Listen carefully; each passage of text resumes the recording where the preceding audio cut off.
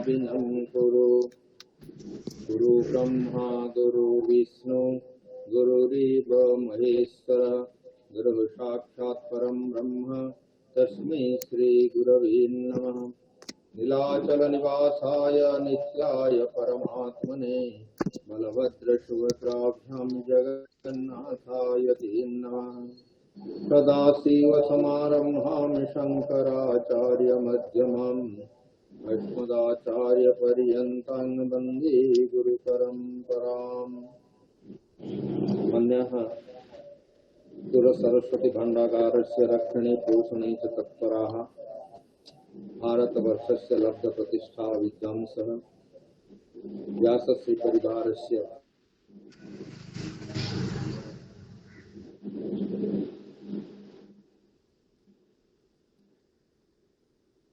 भगवत्याः शारदायाः आशीर्वादम् आप्य एव वयं शतदीपव्याख्यानमालायाः परिसमापनानन्तरं शास्त्रार्थसभां प्रति आगच्छामः। अत्र भारतस्य बहवः विद्वांसः समागच्छन्ति, आगत्य शास्त्रामृतं प्रयच्छन्ति, शास्त्राणां मन्थनमपि भवति। एतदर्थं व्यासश्रीपरिवारः सङ्कल्पबद्धः। अस्मिन् क्रमे अद्य अस्माभिः सह संयुक्ताः सन्ति महामान्याः आचार्याः तिरुपति राष्ट्रीयसंस्कृतविश्वविद्यालयस्य काव्यशास्त्रविभागस्य आचार्याः जी शंकर नारायण महोदयाः। प्रश्नोत्तरकार्यक्रमे योगदानार्थम् अस्माभिः सह संयुक्ताः सन्ति भोपाल परिसरस्य केन्द्रीय संस्कृत विश्वविद्यालयस्य महामान्याः विद्वांसः अस्माकं ज्येष्ठभ्रातरः सुज्ञान कुमार महंती महोदयाः, अपि च पल्वल हरियाणा संस्कृत विद्यापीठस्य युवानः विद्वांसः आचार्य राधावल्लभ शर्माणः।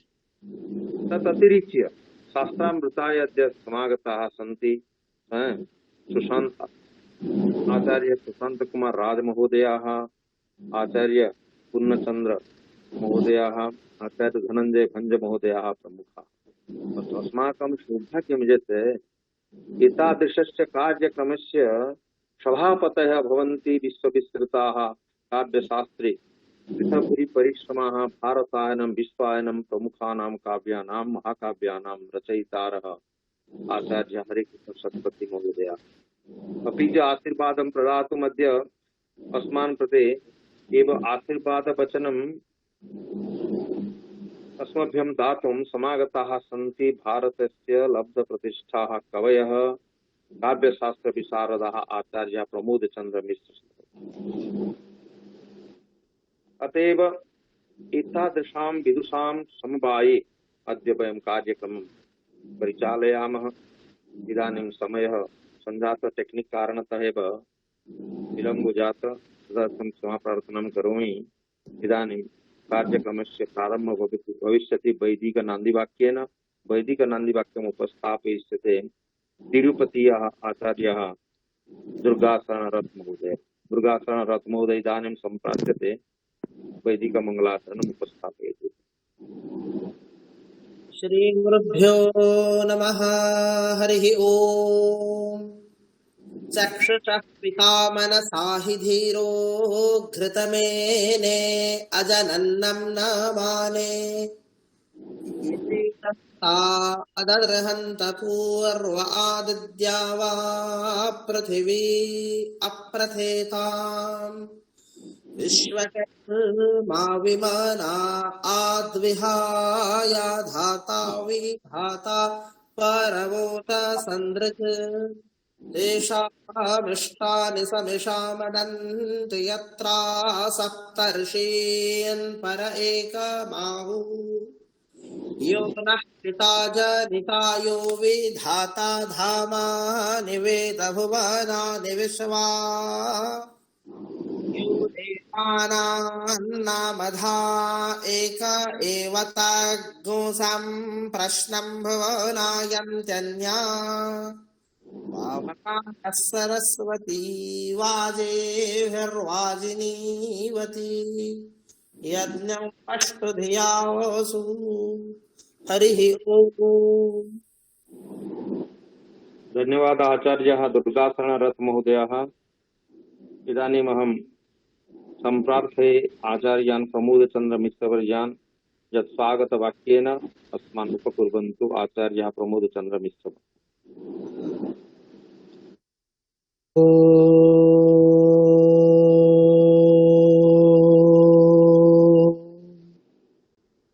चतुर्मुखमुखम्भोज वनहंसवधुर्मम मानसे राजतं नित्यं सर्वशुक्ला सरस्वती।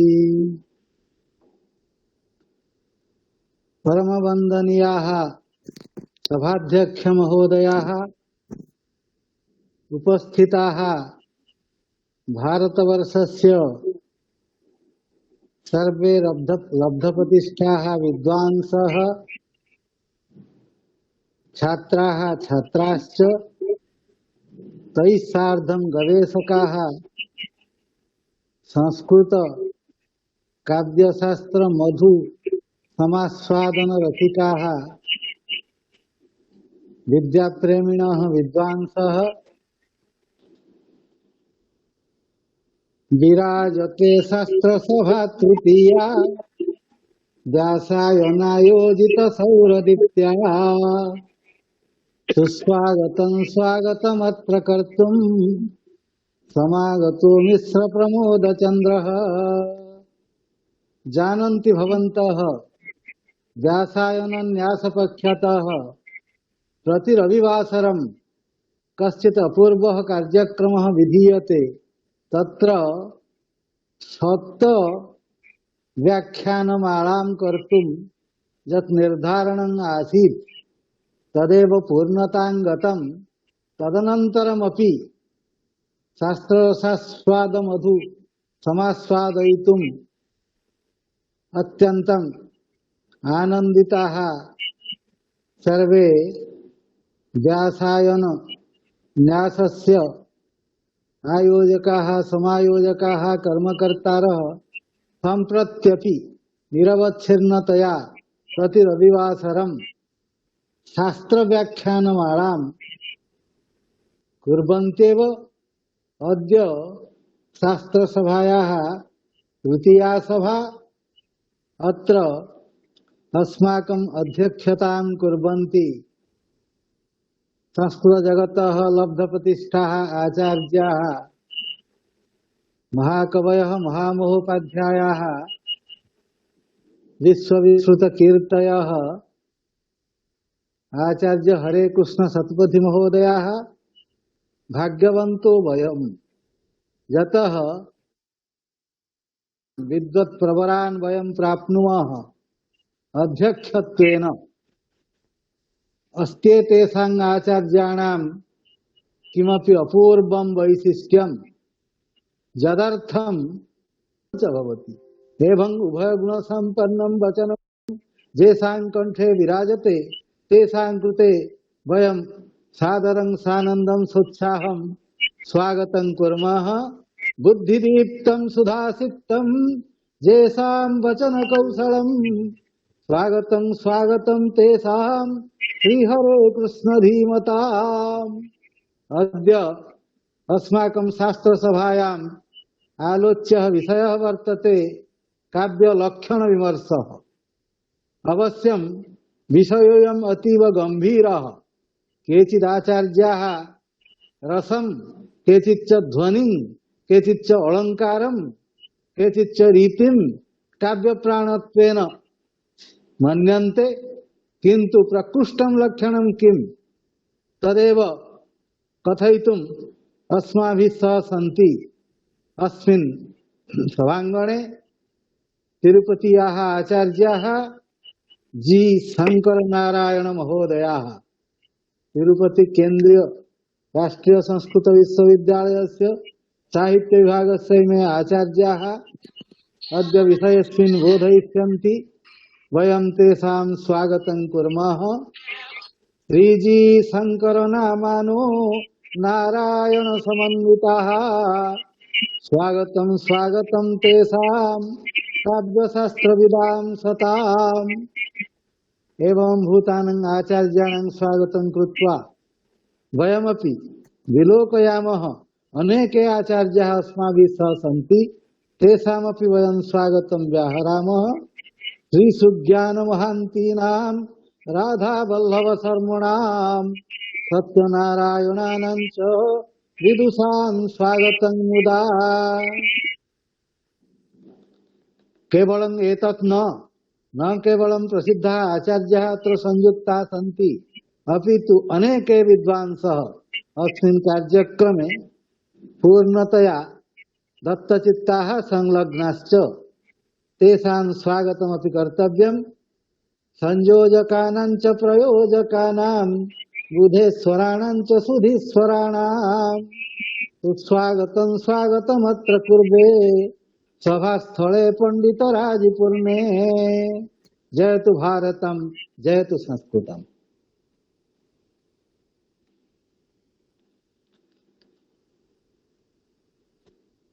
धन्यवादाः आचार्याः प्रमोदचन्द्र मिश्रवर्याः भवतां कृते अपि स्वागतं व्याहरामः।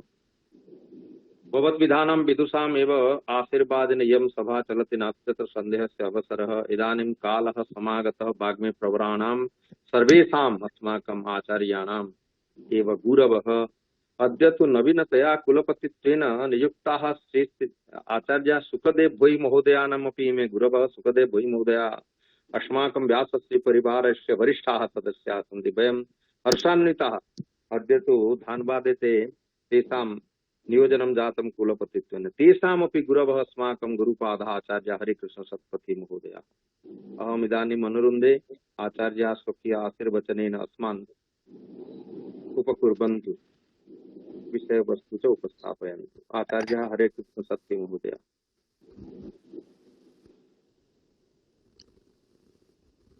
धन्यवादाः बुद्धेश्वर षडङ्गे महोदयाः। व्यासश्री परिवारस्य सर्वेभ्यः सदस्येभ्यः नमो नमः। सर्वेषाम् अद्य स्वागतं सुस्वागतम् अभिनन्दनम् अभिवन्दनम् अभिवादनं करोमि। अद्य अस्माकं परमं सौभाग्यं यत् व्यासश्री परिवारपक्षतः साहित्यमाधारीकृत्य इयं सभा आयोज्यते। आलोचना चक्रमिदं साहित्यपरकम्। अत्र ये यथा गंगा संगमिता समस्त सरिता गंगी भवन्त्येवता साहित्यस्य संस्पर्शम् अवाप्य अद्य सर्वे दार्शनिकाः भवन्तु, वैयाकरणाः भवन्तु, ते सर्वे साहित्यिकाः सारस्वत साधकाः भवन्तु। साहित्यं तु पाथोनिधि सदृशम् समुद्र सदृशं विशालं भवति, अत्यन्तं गंभीरं भवति। अतः अत्र दर्शनस्य नदी पतति, व्याकरणस्य अपि तटिनी पतति, शास्त्रान्तराणामपि तटिन्यः अहमहमिकया पतन्ति। तत्र विषयः महान् विषयः, गुरुत्वपूर्णः विषयः। काव्यस्य वा साहित्यस्य लक्षणं, साहित्य काव्ययोः भेदः कः विद्यते भवन्तः सर्वे जानन्ति। तथापि यदि भेदः केषाञ्चित् मते अपि अभेदः, यत् साहित्यं तदेव काव्यमपि भवति। साहित्यशास्त्रं काव्यशास्त्रं, साहित्यपाथो निधिमन्थनोत्थं काव्यामृतं रक्षत हे कवीन्द्रा। समष्टिरूपं साहित्यं व्यष्टिरूपं काव्यं भवति। तस्य लक्षणं किं भवति, परिभाषा का भवति, अतीव गुरुत्वपूर्ण विषयः एव भवति। सामान्य विषयः न भवति। असामान्य विषयस्य प्रतिपादनार्थं ये आधारपुरुषाः अद्य उपस्थिताः भवन्ति ते सर्वे असामान्याः असाधारणाः। जी शंकर नारायण महोदयाः अस्माकं सर्वेषां स्वागतयोग्याः अभिनन्दनीयाः अभिवन्दनीयाः ते भवन्ति। अद्य मुख्याः आधारपुरुषाः महाकवि कालिदासः शंकर नारायणस्य नाम रघुवंशस्य आदौ एव कालिदासेन गृहीतम्। कथमिति भवन्तः जानन्ति। काव्यस्य लक्षण करण वेलायां लक्षण संपादन वेलायां स कथयति वागर्थाविव संपृक्तौ वागर्थ प्रतिपत्तये जगतः पितरौ वन्दे पार्वती परमेश्वरौ। पार्वती परमेश्वरौ इत्यस्य कः अर्थः? पार्वती पः, पार्वतीं जः पाति सः पार्वतीपः शङ्करः, रमेश्वरः भवति नारायणः, रमायाः ईश्वरः। अतः शङ्करं विहाय नारायणं विहाय कालिदासेन काव्यस्य परिकल्पनं न कृतम्। यद्यपि व्याख्यान्तरं विद्यते पार्वती परमेश्वरः, तथापि पार्वतीपः रमेश्वरः, एवं प्रकारेण अपि व्याख्या विद्यते। अतः अनयोः सम्मिश्रणात्मकं स्वरूपं भवति शंकर नारायण। अस्माकं परंपरायां भगवान तदा एव प्रसीदति यदा वयं हरिहर पूजायाः विधानं कुर्मः। एकस्य देवस्य उपरि बिल्वपत्रस्य तुलसी पत्रस्य उभयमपि दलं तत्र वयं प्रददामः। भवतु शंकर नारायण महोदयाः साहित्यिकाः सारस्वत साधकाः यथा अस्माकम् उपदेष्टारः मार्गदर्शकाः विशिष्टाः भाष्यकाराः साहित्यस्य डॉक्टर प्रबोधचंद्र मिश्र महोदयाः उक्तवन्तः। तेषां स्वागत विनिवेदन समय जत्ते तिरुपति राष्ट्रीय संस्कृत विश्वविद्यालयस्य साहित्य विभागस्य आचार्याः भवन्ति।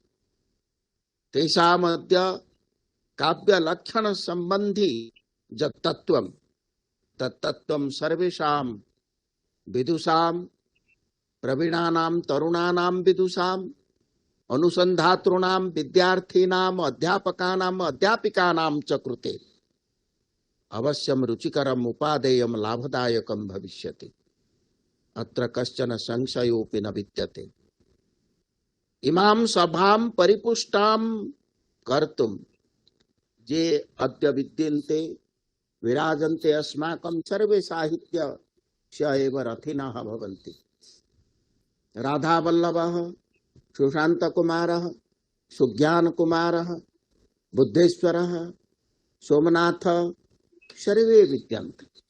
पुनः तिरुपति विद्यापीठस्य ये आचार्याः सत्यनारायण आचार्य महोदयाः अपि तेपि विद्यन्ते। अत्र बुद्धेश्वरेण सुखदेव भोई महोदयस्य नामग्रहणं कृतम्। व्यासश्री परिवारस्य ते शुभचिन्तकाः भवन्ति। अतः अद्य तेषां नवनियुक्तिम् उपलक्ष्य धनबाद विश्वविद्यालये ते कुलपतयः सञ्जाताः। तदर्थं व्यासश्री परिवार पक्षतः तेभ्यः वयं सर्वे अद्य सादरं सानन्दं सश्रद्धं सविनयम् अभिनन्दनम् अभिवादनं च। दक्षतापूर्णः भवतु, फलप्रदः भवतु, मधुमयः भवतु, विघ्नविरहितः भवतु इति भगवतः शंकर नारायणस्य सविधे वयं सर्वे प्रार्थनां कुर्मः। ज्ञानमिच्छेत्तु शंकरात्, नारायणः स्वयमेव रक्षाकर्ता भवति। साहित्ये ज्ञानं विद्यते समग्र मानव जातिं संरक्षितां कर्तुं यत् कौशलम् आवश्यकं भवति साहित्ये एव विद्यते। साहित्यं विना व्याकरणम् असम्पूर्णं, दर्शनम् असम्पूर्णं, काव्यं विना जीवनं व्यर्थं भवति। समग्र जीवनमेव न व्याकरणं न वा दर्शनम् अपितु एकं महाकाव्यं भवति। जीवनचरितमेव एकं महाकाव्यं भवति। भवतां सर्वेषाम् अवगतये कथयिष्यामि। काव्यस्य परिभाषा अत्यन्तं व्यापका भवति। यदि कश्चन मां पृच्छति यत् अस्य संवत्सरस्य सर्वश्रेष्ठं महत्वपूर्णं महाकाव्यं किं भवति, अहं कथयिष्यामि 105 hours होराः तत्र 500 hours मध्ये 100 पंचहोरा परिमिते समये छत्तीसगढ़ मध्ये राहुल रेस्क्यू ऑपरेशन यत् संजातम तदेव अस्य वर्षस्य संवत्सरस्य अतीव सर्वश्रेष्ठं महत्वपूर्णं महाकाव्यं भवति यत्र समवेदना विद्यते, शोकः विद्यते, श्लोकः विद्यते, यत्र लोक व्यवहारः अस्ति, मानववादः अस्ति, सहायतार्थं मनुष्य समाजस्य व्यग्रता विद्यते, भाव प्रवणता विद्यते, तदेव सर्वश्रेष्ठं, तदेव महाकाव्यम्। शोकः श्लोकत्वमागतः यत् किमपि तत्र घटितं तत्र सर्पः अस्ति, मण्डूकः विद्यते, मानव शिशुः अस्ति, सर्वेषाम् अभूतपूर्वः समन्वयः अपूर्वं यद्वस्तु प्रथयति विना कारणकलाम् तस्य उत्तरं भवान् दातुं शक्नोति किम्? न कोऽपि तस्य उत्तरं दातुं न कोऽपि तस्य उत्तरं दातुं शक्नोति। शंकराचार्यः महान् दार्शनिकः, अवश्यं महान् दार्शनिकः, किन्तु सः सुमहान् साहित्यिकः। नान् ऋषिः कविरित्याहुः कविस्तु किल दर्शनात्, ऋषिस्तु किल दर्शनात्। यः दर्शनं करोति सः ऋषिः और ज ऋषिः स एव काव्यकारः भवति। रौद्रतापे शंकराचार्यः यथा भारतवर्षस्य दक्षिणे भ्रमणं कृतवान् आसीत्, तस्मिन् समये कर्णाटक प्रदेशस्य शृंगेरी स्थाने एव प्रविष्टवान्। बहुस्थानानां भ्रमणं कृत्वा कुत्र सः स्वकीयं मठं दक्षिणपार्श्वे एव स्थापितवान्, तदर्थं महान् संशयापन्नः आसीत्। किन्तु कर्णाटक प्रदेशस्य तस्मिन् स्थाने यदा सः प्रविष्टवान् तस्मिन् समये सः किं पश्यति? प्रबल रौद्रतापे मण्डूकशावकाः एव इतस्ततः भ्रमन्ति, दग्धीभूताः सन्तः, आतपग्रस्ताः सन्तः। तदा एक महान् नागसर्पः सः दृष्ट्वा मण्डूकशावकानां दुःखमेव दृष्ट्वा मर्माहतः सन् स्नेहपरायणः सन् आगत्य स्वकीय फणमाध्यमेन छायां विधाय मण्डूकशावकानां रौद्रतापात् रक्षां करोति। शंकराचार्यः एवं भूतम् अद्भुतं दृश्यं दृष्ट्वा अतीव आश्चर्यचकितः अभवत्। सः चिन्तितवान्, इदं न सामान्यं स्थानं भवति। तत्र एकः पर्वतः, तस्य पर्वतस्य उपरि यदा स गतवान् तस्मिन् स्थाने स दृष्टवान् एकः महान् ऋषिः, शृंग ऋषिः तपश्चरणरतः आसीत्। अतः शृंग ऋषेः चरणारविन्दयोः प्रणिपातं कृत्वा सः चिन्तितवान्, भारतवर्षस्य आत्मा अत्रैव विद्यते, तम् एव आत्मानम् अधिकृत्य तेन तत्र मठस्य प्रतिष्ठा कृता, जस्य मठस्य नाम, स्थानस्य नाम शृंगेरी इति जातं। शृंग ऋषेः नाम्ना आत्मा तदेव शोकः, संवेदनशीलता आत्मा भवति। राहुल ऑपरेशन मध्ये तदेव प्रतिपालितं, तदेव प्रतिफलितं, प्रतिपादितं। काव्यं तु व्यापकं भवति। अस्माकं जीवनं काव्यं, विश्वमेव एकं काव्यं भवति। शब्दार्थयोः क्रीडा तु सर्वत्र विद्यते। शब्दार्थयोः क्रीडा माध्यमेन यत् आउटकम फलं भवति तत् फलं तु सर्वेषां रुचिकरं भवति, मनोहरं भवति, आनन्ददायकं भवति। किन्तु व्यापक दृष्ट्या, सीमातीत दृष्ट्या काव्यस्य परिभाषा यदि अस्माभिः लिख्यते तर्हि सा परिभाषा, यस्यां परिभाषायां दर्शनस्य परिभाषा अंतर्भुक्ता, मीमांसायाः परिभाषा अंतर्भुक्ता, शंकरस्य दर्शनस्य अपि परिभाषा अंतर्भुक्ता। शंकराचार्यः अहं चिन्तयामि यदा सौन्दर्यलहरीं सः लिखति, तनोतु क्षेमं नः तव वदन सौन्दर्यलहरी, परिवाह स्रोतः सरणिरिव सीमंत सरणि वहन्ति सिन्दूरं प्रबल कबरी भारतिमिर द्विषां बृन्दैर्बन्दीकृतमिव नवीनार्क किरणम्। सर्वश्रेष्ठं काव्यं भवति, सर्वश्रेष्ठं काव्यं। शिवः शक्त्या जुगतः यदि भवति, शिवः शक्ति वाक् अर्थ शंकराचार्यस्य स एव अभिप्रायः। महान् आलंकारिकः येन सर्वादौ साहित्यस्य परिभाषा प्रदत्ता, काव्यस्य परिभाषा प्रदत्ता। दर्शनं विहाय व साहित्यं विहाय दर्शनम् असम्पूर्णं पंगुवत पंगबन्धवत् साहित्यं तु सर्वेषां शास्त्राणां समन्वयात्मकम् अद्भुतं मनोरमम् अपूर्वं शास्त्रम्। भवतु चे अद्य उपस्थिताः सर्वे विद्वांसः अस्माकम् अभिनन्दनीयाः। छात्राः जीवनं साहित्यमयं कुर्वन्तु, काव्यमयं कुर्वन्तु। समस्यानां समाधानं स्वयमेव भविष्यति, शते वृत्तिं विधास्यति।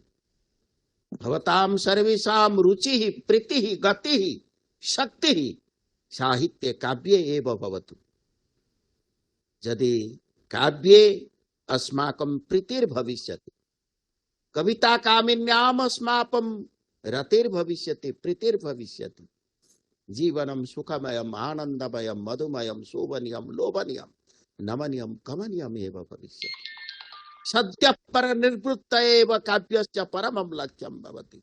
aesthetic delight and divine delight, celestial happiness, eternal cheerfulness, तदेव काव्यम्। काव्यकाराः सर्वदा आनन्दिताः, साहित्यिकाः सर्वदा एव रसास्वादनसिक्ताः, मधुमक्षिका सदृशाः सर्वतन्त्र स्वतंत्र रूपेण इतस्ततः भ्रमणं कृत्वा विश्ववासिनां कृते एव शिक्षां प्रददति। और सा शिक्षा सः उपदेशः प्रभु संहिता उपदेशः न भवति वा श्रुत संहिता उपदेशः न भवति, कांता संहिता उपदेशः अतीव रमणीयः उपदेशः।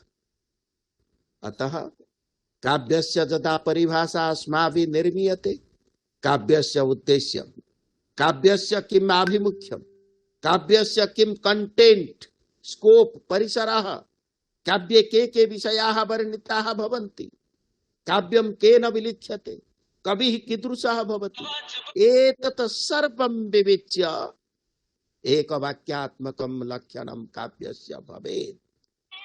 जानि जानि लक्षणानि सन्ति तानि तानि लक्षणानि पर्याप्तानि, अथवा there is a need to revisit all these definitions of kavya. तत् सर्वं भवन्तः शास्त्रार्थ सभायां विवेचयन्तु। महान्तः शास्त्रकाराः राधावल्लभ महोदयाः सन्ति, श्रद्धेयः सुशांत कुमारः, सुज्ञान कुमारः, बुद्धेश्वरः, सत्यनारायण, सोमनाथ, सर्वे यत्र विद्यन्ते। वैदिकाः विद्वांसः अपि विद्यन्ते। सर्वे भवन्तः एव विविच्य पुनः आंदोलनं भवति। तत्र अस्माकं सह बन्धुः भवति, सर्वेषां सह बन्धुः आत्मीयः। तस्य व्यवहारः अतीव सुन्दरः, रमणीयः, आकर्षणीयः। तस्य कुलपतिरूपेण नियुक्त्या वयं सर्वे आनन्दिताः। एतत् व्यासश्री परिवारस्य एव सौभाग्यं, न तु गुरोः भाग्यं।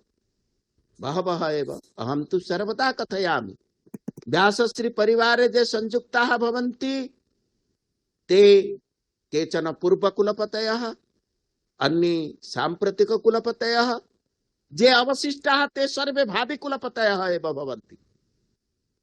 अस्माकं तादृशी इच्छा विद्यते, मनोबलं विद्यते। भवन्तः सर्वे साहित्यस्य रथिनः, संस्कृतस्य रक्षाकर्तारः। शुकदेवस्य उपरि एव गुरुत्वपूर्णम् सः न केवलं संस्कृतस्य अध्यापनं वा अध्ययनं वा गवेषणाम् अनुसन्धानं करिष्यति, अपि तु जातीय शिक्षानीतौ 2020 मध्ये यदुक्तं the need of the hour is multidisciplinary, interdisciplinary and intradisciplinary as well as the transdisciplinary study and research. तदेव स एव कर्तुं समर्थः भविष्यति. He has got a scope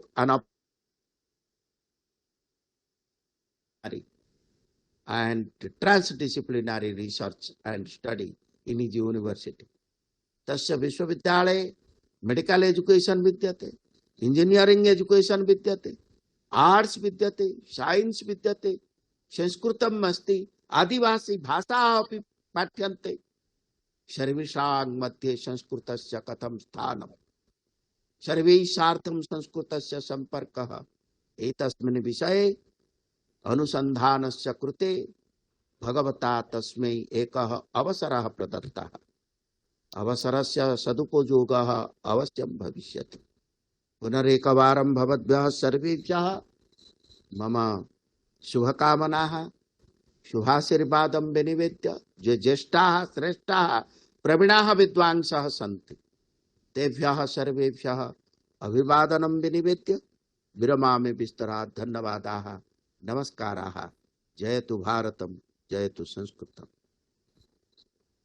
आचार्याणां चरणकमले प्रणामाञ्जलिं प्रयच्छामः. भवद्भिः श्रुतमेव आचार्याणां मुखारविन्दात् निर्गतं शास्त्रामृतं.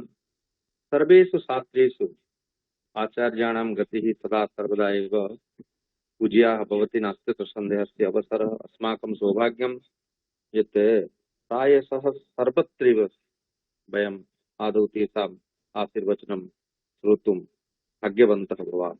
अस्तु, इदानीं कालः समागतः. आचार्याः जी शंकर नारायण महोदयाः तिरुपत्याः अस्माभिः सम्प्रार्थिताः आसन्.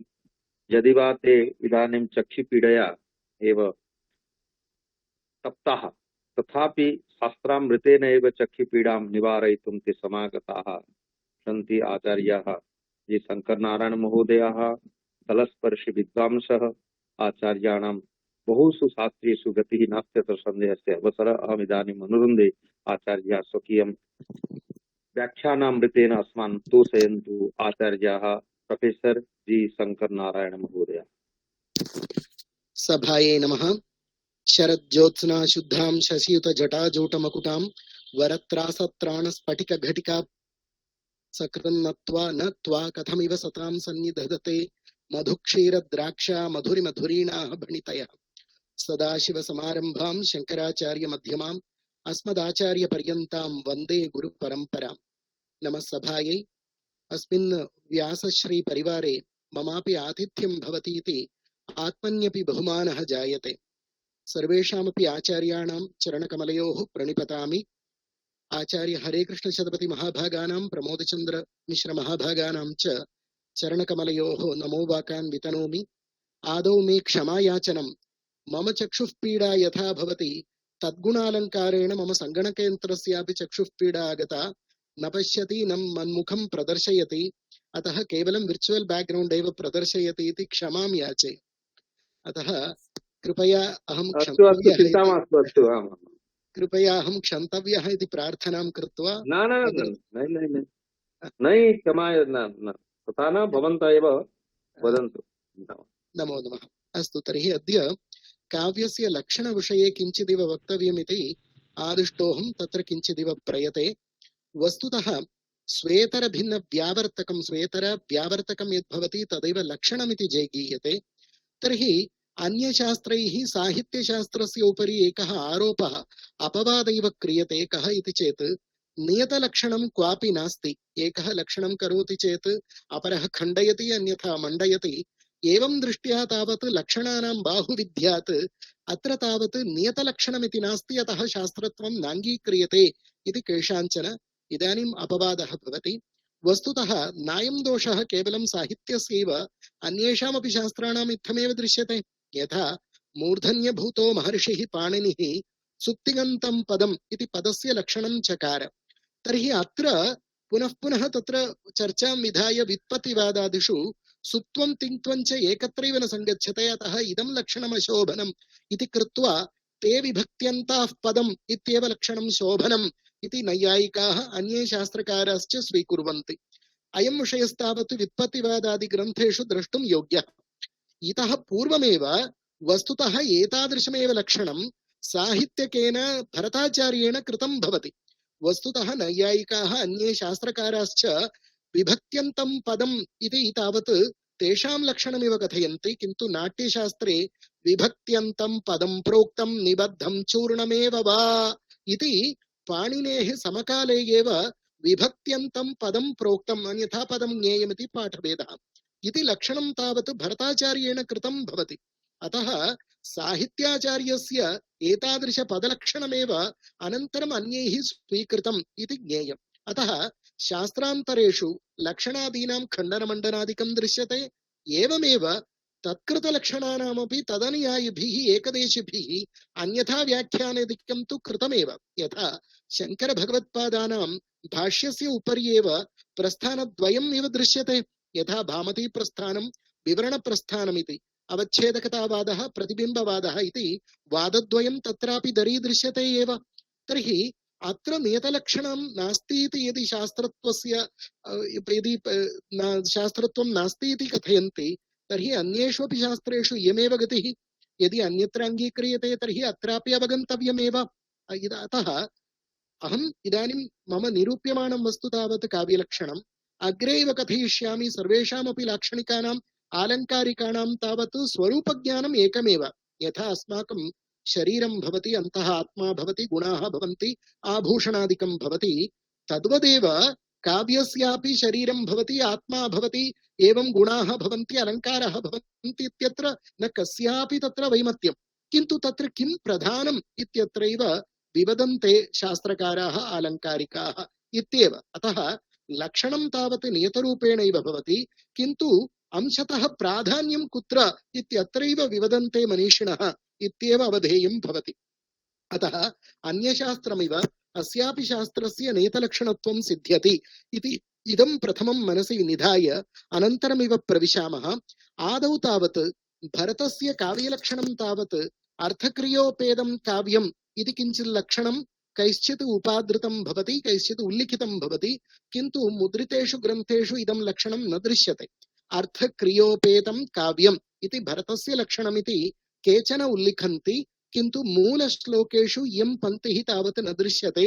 अनुपलब्धे ताळपत्रे वा अन्यथा मातृकायां वा क्वचित् लभ्येत इति कृत्वा इदमपि लक्षणं यदि स्वीक्रियेत तर्हि प्रथमं लक्षणं काव्यस्य इदं सम्भवति, अर्थक्रियोपेतं काव्यम् इति। अनन्तरं च महर्षिणैव वेदव्यासेन अग्निपुराणे तावत् शरीरं तावद् इष्टार्थ व्यवच्छिन्ना पदावलिः इति काव्यस्य शरीरं इष्टार्थ व्यवच्छिन्ना पदावलिः इत्येव कृतं भवति। इदमेव लक्षणं दण्डिनापि स्वीकृतं, महाकविना दण्डिनापि। इष्टार्थ व्यवच्छिन्ना पदावलिः काव्यम् इत्येव दण्डिनः लक्षणं। नाम इष्टार्थेन युक्ता विशिष्टा पदानाम् आवलिः, शब्दानाम् आवलिः एव काव्यम् इति अग्निपुराणवचनमेव दण्डी अनुवदति इति।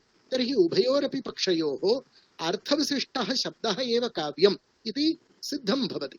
तर्हि आदौ तावत् अर्थक्रियोपेतं काव्यम् इति दृष्टम्।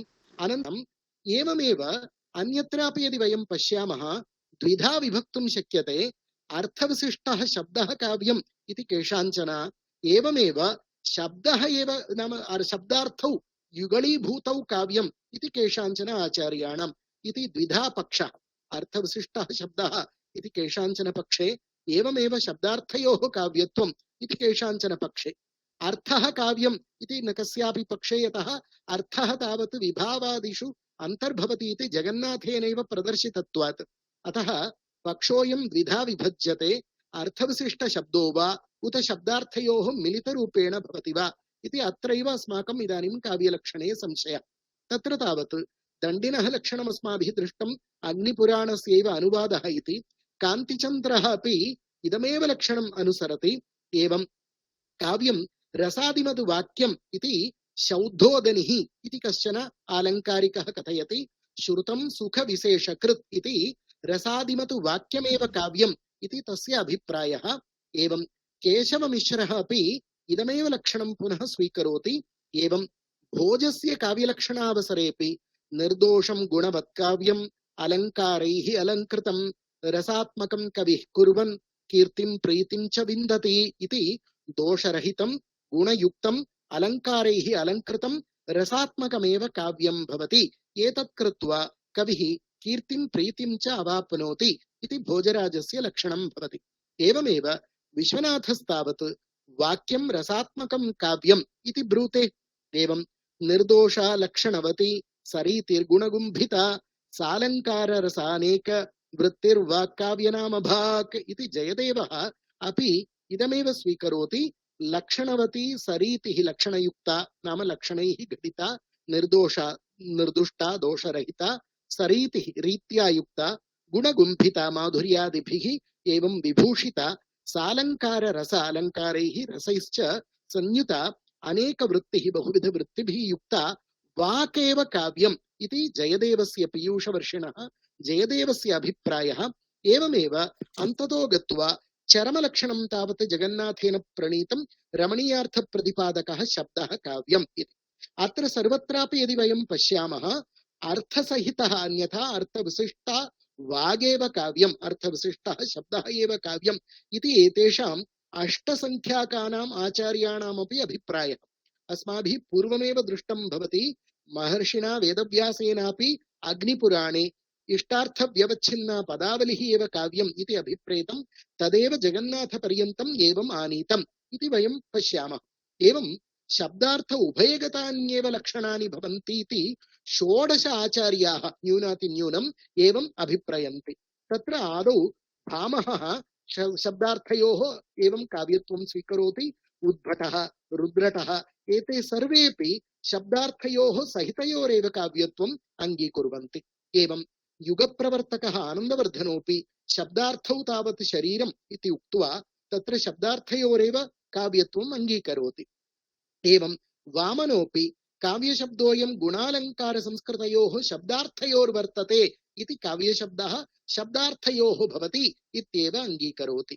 एवं शब्दार्थौ सहितौ वक्र कविव्यापारशालिनी बन्धे व्यवस्थितौ काव्यं तद्विद् आह्लादकारिणी इति कुन्तकोऽपि शब्दार्थौ सहितौ वक्रकविव्यापारशालिनी इति तत्र वक्रोक्तेः प्राधान्यं दत्त्वा किन्तु तावत् शब्दार्थौ सहितौ एव काव्यं तदेव बन्धे व्यवस्थितं चेत् तद्विद् आह्लादकारिणी नाम काव्यविदाम् आनन्दं तनोति इति तस्य स्वस्य अभिप्रायं प्रकटयति। एवं मुख्यः मम्मटस्तावत् तद् अदोषौ शब्दार्थौ सगुणौ अनलङ्कृति पुनः क्वापि इत्यनेन लक्षयति। नाम दोषरहितौ शब्दार्थवेव सगुणौ गुणैः युक्तौ क्वापि अलङ्कारयुक्तौ क्वापि अलङ्काररहितावपि काव्यत्वं भजतः इति शब्दार्थयोरेव काव्यत्वं ब्रूते। इदमेव लक्षणं हेमचन्द्रोऽपि अनुवदति। एवं वाग्भटस्तावत् साधुशब्दार्थसन्दर्भ गुणालङ्कारभूषितं स्फुटरीतिरसोपेतं काव्यं कुर्वीत कीर्तये इति ब्रवीति। तर्हि साधु शब्द अर्थ संदर्भः शब्दानाम् अर्थानां च यः संदर्भः नाम ग्रथनं तादृश गुण अलङ्कार भूषितं माधुर्यादि गुणैः शब्द अर्थ अलङ्कारैश्च भूषितं स्फुट रीति रसोपेतं नाम रीतिभिर्युक्तं वैदर्भ्यादिभिः रसैः युक्तम् एव काव्यं कुर्वीत कीर्तये इति स्फुटं कथयति। एवमेव वाग्भटोऽपि एवमेव कथयति। एवं विद्याधरस्तावत् शब्दार्थ वपुस्तावत् काव्यम् इति ब्रवीति। एवं गुणालङ्कारसहितौ शब्दार्थौ दोषवर्जितौ गद्य पद्य उभयमयं काव्यं काव्यविदो विदुः इति विद्यानाथः स्वकीये लक्षणग्रन्थे एवं लक्षणं विदधाति। तर्हि गुणेन अलङ्कारैश्च सहितौ शब्दार्थौ दोषैः रहितौ गद्य पद्य उभयमयं तावत् काव्यम् इत्येव काव्यविदो विदुः इति स्वकीयं लक्षणं कथयति। एवमेव तत्र निर्दोष शब्दार्थ गुणत्वे सति स्फुटं गद्यादिबन्धरूपत्वं काव्यसामान्यलक्षणम् इति अच्युतरायः अपि एवं शब्दार्थयोरेव काव्यसामान्यलक्षणं स्वीकरोति। एवं सगुणालङ्कृति काव्यं पदार्थौ दोषवर्जितौ इति धर्मसूरिः अपि एवं पदार्थौ इति पदपदार्थावेव शब्दार्थावेव काव्यम् इति स्वीकरोति। एवं काव्यं विशिष्ट शब्दार्थ साहित्य सदलङ्कृति इति क्षेमेन्द्रोऽपि शब्दार्थयोरेव काव्यत्वम् उररीकरोति। एवं तावत् गुणालङ्कार संयुक्तौ शब्दार्थौ रसभावगौ नित्यदोषविनिर्मुक्तौ काव्यमित्यभिधीयते इति न्यायवागीशः। नाम गुण अलङ्कारैः युक्तौ शब्दार्थौ रसैः भावैश्च संयुक्तौ सर्वदा दोषवर्जितौ काव्यम् इति अभिधीयते इति एवं काव्यलक्षणं षोडश संख्याकैः आचार्यैः तावत् शब्दार्थयोः कृतं भवति। अत्र वयं विशिष्य यदि दृष्टिं प्रसारयामश्चेत् स्वल्पानाम् आचार्याणां नाम अष्टसंख्याकानाम् आचार्याणां मते तावत् अर्थविशिष्टः शब्दः काव्यमिति, अन्येषां तावत् अत्र अर्थ नाम शब्दार्थयोः काव्यत्वम् इति एवं रूपेण तत्र सिद्धं भवति। अत्र चरमलक्षणं तावत् जगन्नाथेन कृतमिति हेतोः तत्र पूर्वतनानां लक्षणानां खण्डनादिकं कृतमिति हेतोः तद् ईषद् विशदीकृत्य वयं पश्यामः। तत्र करोति कुतुकेन काव्यमीमांसाम् इति आरभ्य काव्यस्य लक्षणं कथयति जगन्नाथः इत्थं रमणीयार्थप्रतिपादकः शब्दः काव्यम् इति एवं रूपेण तत्र लक्षणं विदधाति। तत्र रमणीयता नाम का इति चेत् लोकोत्तर आह्लाद जनक ज्ञान गोचरता इति रमणीय शब्दस्य व्याख्यानं करोति। चमत्कारापरपर्यायः अनुभवसाक्ष्यः इत्यादि विशेषणैस्तावत् तद् विशदीकरोति।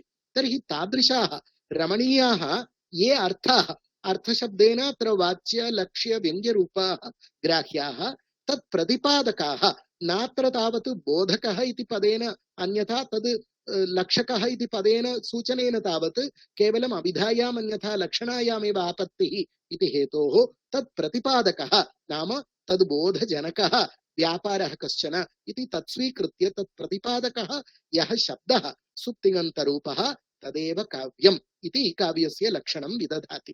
तर्हि अत्र लक्षणे तावत् अयं जगन्नाथः सम्पूर्णतया नव्य न्यायशैल्यैव स्वकीयं ग्रन्थं रचयामास इति हेतोः एकैकस्यापि दलप्रयोजनमपि करोति। अत्र शब्दः इति पदस्य निस्सारणे तस्य दलस्य किं प्रयोजनम् इति चेत् रमणीयार्थप्रतिपादकः काव्यम् इति क्रियते चेत् अभिनेतॄणां नटानां कटाक्षादिषु अतिव्याप्तिः भवति। वस्तुतः लक्षणं नाम दोषत्रयवर्जितं भवति, अतिव्याप्तिः अव्याप्तिः असम्भवः इति। तर्हि अतिव्याप्तिः नाम लक्ष्यादपि अतिरिक्ते देशे वर्तनम् अतिव्याप्तिः इति उच्यते। कटाक्षः न काव्यं भवति। तर्हि अत्र किमुच्यते इति चेत् शब्द इति पदस्य निस्सारणे तावत् कटाक्षादिषु अतिव्याप्तिः, यतः तद्वारा रमणीयार्थः प्रतिपाद्यते। भवन्तः यदि चलच्चित्रादिकं पश्यन्ति तत्र कटाक्षेण वा अन्यथा भ्रूविक्षेपेण वा कश्चन अर्थः प्रतिपाद्यते, नायकं प्रति तत्र संज्ञा वा दीयते, अन्यथा कश्चिदर्थः तेन अनुमीयते, तद्वारा कश्चन रमणीयार्थबोधकत्वं भवति। अतः कटाक्षादिषु अतिव्याप्तिवारणाय शब्दः इति पदं योजितं भवति। एवमेव प्रतिपादनं तावत् अभिधाद्वारा लक्षणाद्वारा व्यञ्जनाद्वारा भवति इति अस्माभिः दृष्टमेव। एवमेव रमणीय शब्दं तावत् निवारयामश्चेत् अर्थप्रतिपादकः शब्दः काव्यम् इति स्वीकरणे तावत् लौकिकानामपि शब्दानां काव्यत्वनिवेशः भविष्यति। यथा घटमानय गाम्नय इत्यादिषु अपि तत्र काव्यत्वस्य आरोपः भविष्यति इति हेतोः अतिव्याप्तिवारणाय रमणीयशब्दस्तावत् तत्र निवेशितं भवति।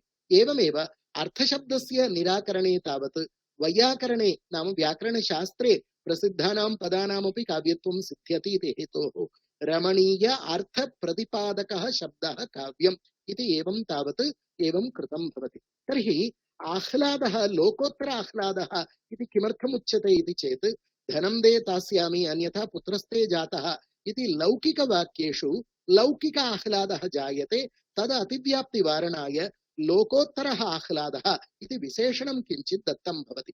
तस्यैव चमत्कारः इत्यपि नाम। तर्हि तस्य चमत्कारद्वारा लक्षणस्य परिष्कारः करणीयः इति कृत्वा, यतः ज्ञानशब्दस्य प्रयोगेन तावत् तत्र अन्यत्र अतिव्याप्तिः भविष्यति इति हेतोः नाम तत्र ज्ञानशब्दं विहाय भावनाशब्दस्तावत् स्वीकर्तव्यः इति कारणं तदवच्छिन्ने भावना पुनः पुनः भावनाविशेषः पुनः पुनः अनुसन्धानात्मा इति कृत्वा पुनः पुनः अनुसन्धानेन जायमानः भावनाविशेषः एव चमत्कारः इति कृत्वा तादृशरूपेण लक्षणस्य पुनः परिष्कारः कृतः भवति। चमत्कारजनक भावना विषय अर्थ प्रतिपादक शब्द इति शब्दत्वमेव काव्यत्वम् इति प्रथमः परिष्कारः कृतः।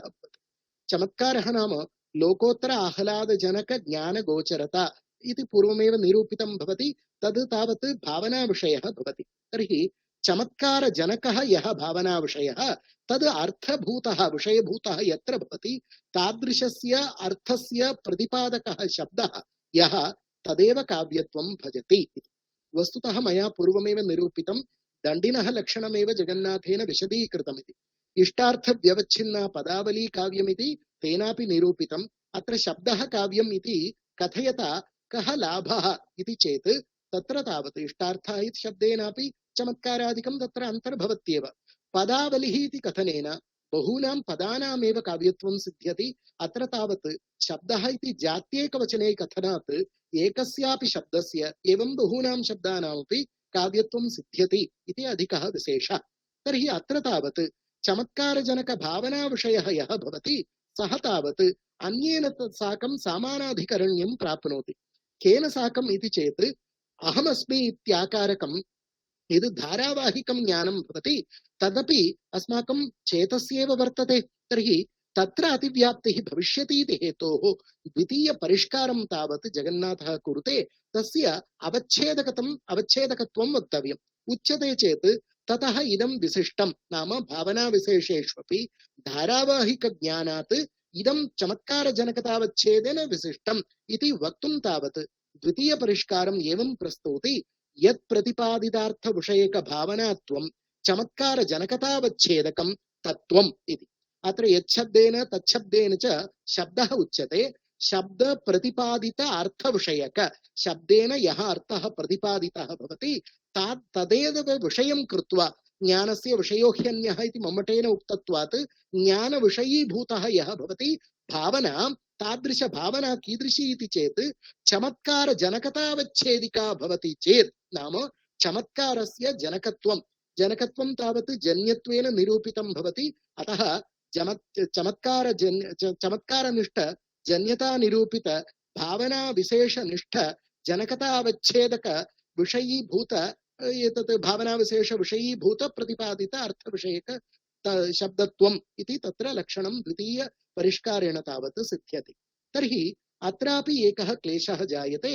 यच्छब्द तच्छब्दयोः प्रयोगेण तावत् शब्दानां गौरवमिव जायते। अतः तद् गौरवं निरस्य संसर्ग मर्यादया तावत् वक्तव्यम् इति हेतोः तृतीयं परिष्करणं करोति। एवञ्च चमत्कारत्वम् इति जातौ यदि वयं कुर्मः चेत् चमत्कारः इति शब्दे अतिव्याप्तिः भवति। चमत्कारस्य भावः चमत्कारत्वं, तर्हि चमत्कारवत्वमपि तत्रैव जायते इति कृत्वा तादृशं संसर्गमर्यादया यदि वयं विशिष्य कथयामः तर्हि तत्र सम्भवति इति हेतोः स्वविशिष्ट जनकतावच्छेदकार्थ प्रतिपादकता संसर्गेण चमत्कारत्वमेव वा इति काव्यत्वम् इति काव्यस्वरूपं करोति। स्वविशिष्टं नाम चमत्कारत्व विशिष्ट जनकतावच्छेदक नाम जनकतया विशिष्ट अर्थ प्रतिपादकता संसर्गेण नाम अर्थबोधन व्यापारेण तादृश संबंधेन चमत्कारत्वं यत्र भवति तादृश शब्दत्वं यत्र भवति तदेव काव्यस्वरूपम् इति अन्ततो गत्वा एवं कथयति। एवं रूपेण तावत् परिष्कारत्रयमपि कृत्वा तत्र काव्यलक्षणं नव्यन्यायशैल्या अयं समीचीनतया तत्र स्पष्टीकरोति। न केवलम् एतावता अपि तावत् अनन्तरमपि तत्र अन्येषां तावत् लक्षणानां खण्डनमपि तत्र विददाति। खण्डनेन तावत् अन्यलक्षणानि न सङ्गच्छन्ते केवलं स्वस्यैव इति तत्र कथयति। तत्र प्रथमं मम्मटस्य काव्यलक्षणं दूरीकरोति। मम्मटेन तावत् अदोषौ सगुणौ सालङ्कारौ शब्दार्थौ काव्यम् इति मम्मटेन काव्यलक्षणं कृतं भवति। शब्दार्थयुगलस्य काव्यत्वं तत्र वर्णितं। तत्र एकैकस्यापि पदस्य निराकरणं करोति। आदौ तावत् शब्दार्थयोः काव्यत्वं नास्ति, केवलं शब्दस्यैव काव्यत्वम् इति निरूपयति। तत्र किं मानम् इति चेत् अन्यत्र मानाभावात् अन्यत्र प्रमाणं नास्ति, किन्तु शब्दः इत्यत्र प्रमाणं विद्यते। यतः काव्यम् उच्चैः पठ्यते, एवं काव्यं श्रुतं किन्तु अर्थः नावगतः इति लोकव्यवहारात् एतादृश शक्तिग्रहः भवति। काव्यम् इति शब्देन शब्दः एव गृह्यते इत्यत्र काव्यं तावत् पठ्यते, अर्थः पठितुं न शक्यते। बोद्धुं शक्यते। एवमेव काव्यं श्रुतं किन्तु अर्थः न अवगतः इत्यादि कथनेन तावत् शब्दे एव शक्तिः लोके दृश्यते। लोकव्यवहारः अपि प्रमाणभूतः भवति। अतः शब्दे एव काव्यत्वं भवति न तु अर्थे इति इदं प्रमाणं तत्र प्रदर्शयति। तर्हि एवमेव तत्र शब्दार्थयोः इति ये कथयन्ति तत्र विधद्वयेन द्वयोः भवितुमर्हति। कथमिति चेत् तत्र व्यासज्यवृत्तिर्वा प्रत्येकपर्याप्तत्वं वा इति द्वयोरपि गतिः तत्र सम्भवति। व्यासज्यवृत्तिर्नाम पर्याप्तसम्बन्धेन अनेकेषु अधिकरणेषु स्थितत्वं व्यासज्यवृत्तित्वम् इति उच्यते। एवमेव पर्याप्तसम्बन्धेन एकस्मिन्नेव अधिकरणे विद्यमानत्वं तावत् प्रत्येकपर्याप्तत्वम् इति उच्यते। तर्हि इदानीं द्वौ घटौ इति कथयामश्चेत् द्वित्वं तावत् द्वयोरपि भवति। प्रथमे घटे अपि भवति किन्तु न पर्याप्तं, द्वितीयमपि भवति चेदेव तत् सम्पूर्णतां याति इति व्यासज्यवृत्तित्वं। प्रत्येकपर्याप्तत्वं नाम घटत्वम् इति उच्यते चेत् केवलम् एकेनैव घटेन सङ्गच्छते, द्वितीयः घटः नापेक्षितः तत्र। अतः अत्र यथा घटे भवति तद्वदेव घटत्वं द्वित्वं च व्यासज्यवृत्तिः एवं प्रत्येकपर्याप्तत्वं च। तर्हि अत्र शब्दार्थयोः कथं सम्भवति इति प्रश्नं करोति। यदि प्रत्येकपर्याप्तत्वम् इति स्वीक्रियते तर्हि इदमपि काव्यं तदपि काव्यं, नाम प्रत्येकं पर्याप्तिं प्राप्नोति। तर्हि शब्दकाव्यम् अर्थकाव्यम् इति काव्यद्वयस्य व्यवहारः तत्र भविष्यति। यदि व्यासज्यवृत्तित्वं स्वीक्रियते तर्हि एको न द्वौ इति यथा उच्यते, नाम घटे तावत् द्वित्वं सङ्गच्छते किन्तु एकः द्वौ न भवति इति हेतोः अत्र श्लोकवाक्यं न काव्यं भवति इति व्यवहारस्य आपत्तिः भविष्यति। इति हेतोः शब्दार्थयोः काव्यत्वम् एवं स्वीकर्तुं न शक्यते इति कथयति। वस्तुतः अत्र तावत् वयं साक्षात् पश्यामः, यदि काव्यं पठ्यते चेत् अनन्तरम् अर्थस्य अवबोधनात् परमेव अस्माकं चमत्कारः जायते। तर्हि चमत्कारस्य आस्वादनात् परं खलु अस्माकं काव्यत्वस्य अङ्गीकारः कर्तव्यः। तर्हि कथं शब्दे एव भवति इति चेत् आप्तवचनात् प्रमाणम् इति पूर्वं स्वीकर्तव्यम्, अनन्तरमेव तत्र तावत् अर्थे निवेशः इत्येव अयं नयः शोभनः इति भाति। तर्हि एवमेव अत्र काव्यत्वं न सम्भवति इत्युक्त्वा अन्यानामपि दलानां तावत् निराकरणं करोति। नाम सर्वत्रापि गुण अलङ्कार दोषाणां निवेशः न कर्तव्यः इति कथयति। किमर्थम् इति चेत् उदितं मण्डलं विधोः इति उदाहरणे, एवं गतोस्तमर्कः इत्यादि उदाहरणे च तत्र किं भवति इति चेत् गुणाः न भवन्ति। मम्मटस्य दिशा अत्र गुणाः न भवन्ति। तर्हि गुणरहितेऽपि काव्यत्वं भवति। तर्हि लक्षणे भवति चेत् लक्ष्ये अवश्यम् अन्वयः अपेक्षितः, किन्तु अत्र अन्वयः न जायते।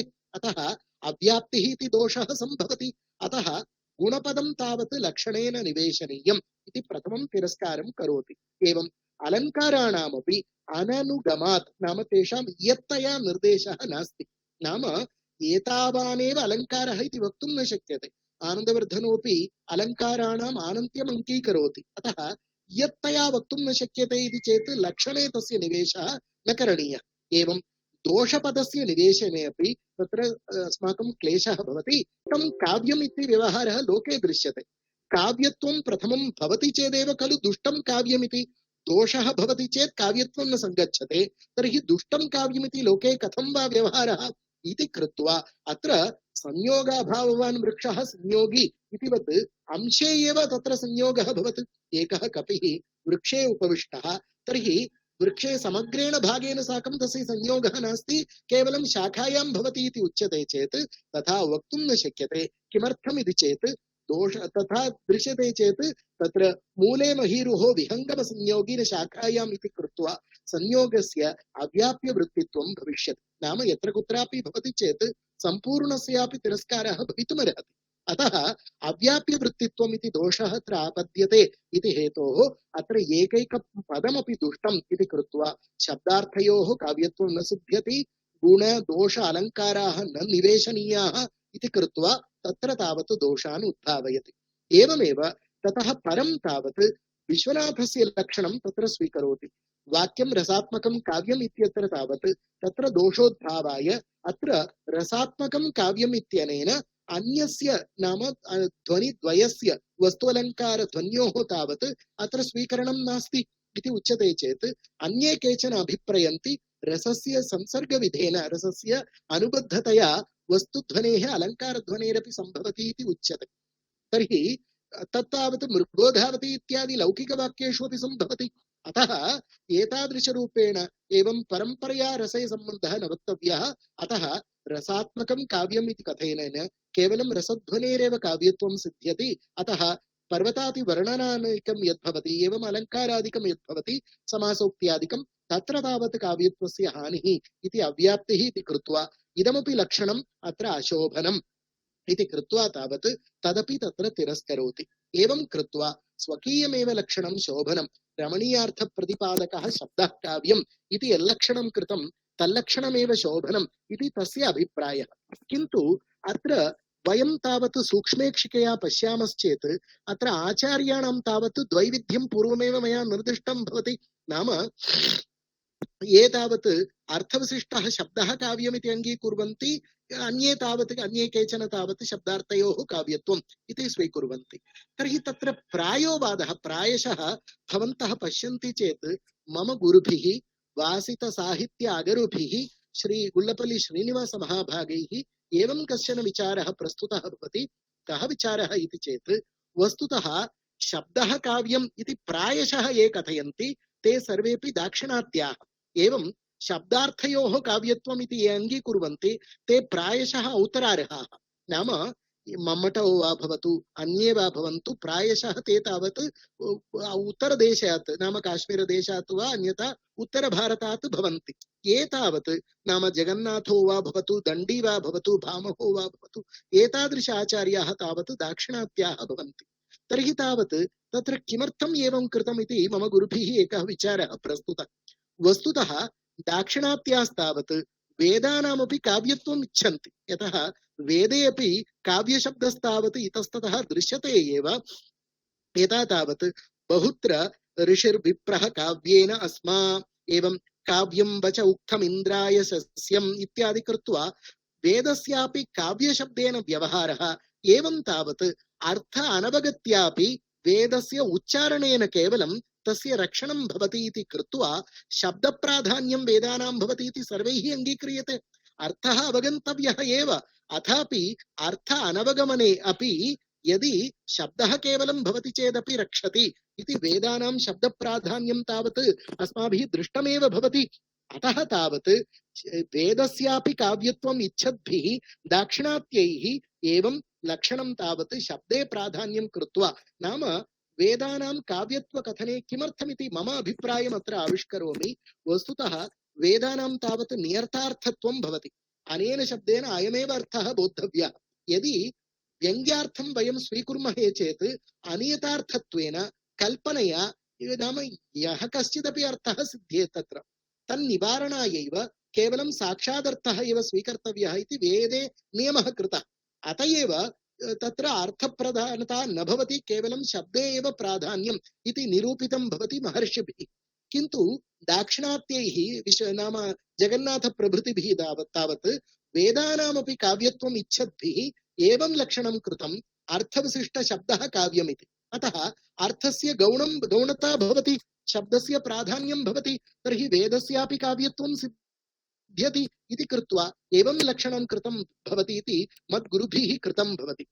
एवमेव स्वयमेव सः कथयति बहुत्र, नाम वेदवदेव वेदवाक्यानामपि एवं भवति इति वेदवदेव अत्र शब्दप्राधान्यमिति जगन्नाथः स्वयं ब्रवीति। अन्ततो गत्वा लक्षणं कृत्वा स्वयमेव ब्रवीति वेदवाक्यादिवत् अत्र शब्दप्रधानता भवति चेदेव अत्र सिद्ध्यति इति एवं कथयति। नाम वेदस्य शब्दप्राधान्यात् तद्वदेव अत्र काव्यस्यापि भवतु, इतिहासादीनां वेदादीनां यथा भवति तद्वदेव अत्रापि भवतु इति कृत्वैव जगन्नाथः स्वयं कथयति। अतः मम गुरुभिः अयम् अभिप्रायः एवम् आविष्कृतः भवति।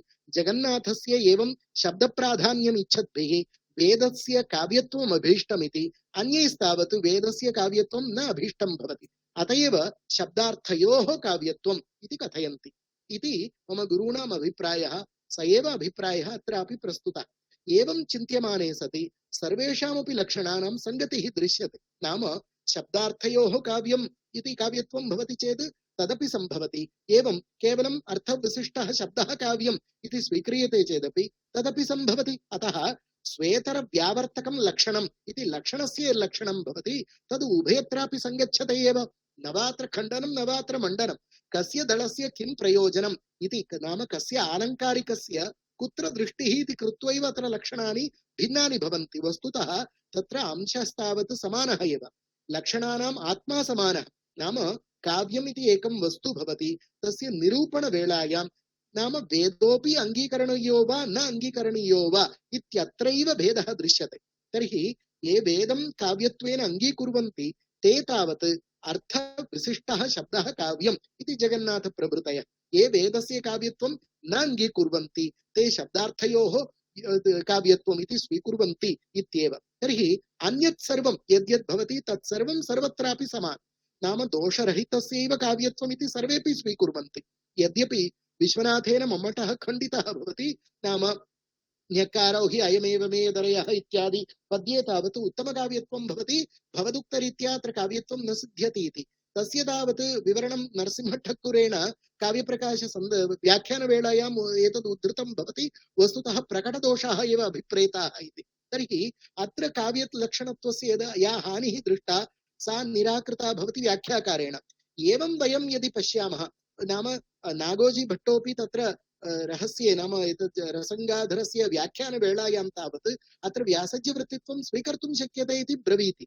अतस्तावत् टीकाकाराः शब्दार्थयोरपि स्वीकुर्वन्ति, शब्दस्यापि स्वीकुर्वन्ति, अर्थविशिष्टशब्दस्यापि स्वीकुर्वन्ति। अतः लक्ष्यम् एकमेव, तस्य प्रणाली एव भिन्ना भवति। यद्यपि नूतनशास्त्रशैल्या तन्न सम्भवति, अथापि स्वरूपं सिद्ध्यति। सर्वलक्षणद्वारा स्वरूपस्य सिद्धिस्तु भवत्येव।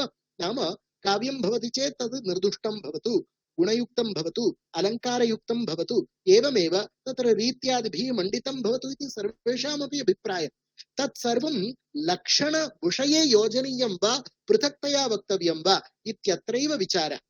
नाम विचारद्वयं, सर्वमपि लक्षणे योजनीयं वा न वा इत्यत्र एकः विचारः। द्वितीयः विचारः तावत् अर्थविशिष्टशब्दो वा केवलम् अन्यथा शब्दार्थयोः काव्यत्वं वा इति पक्षद्वयमेव विद्यते अस्माभिः।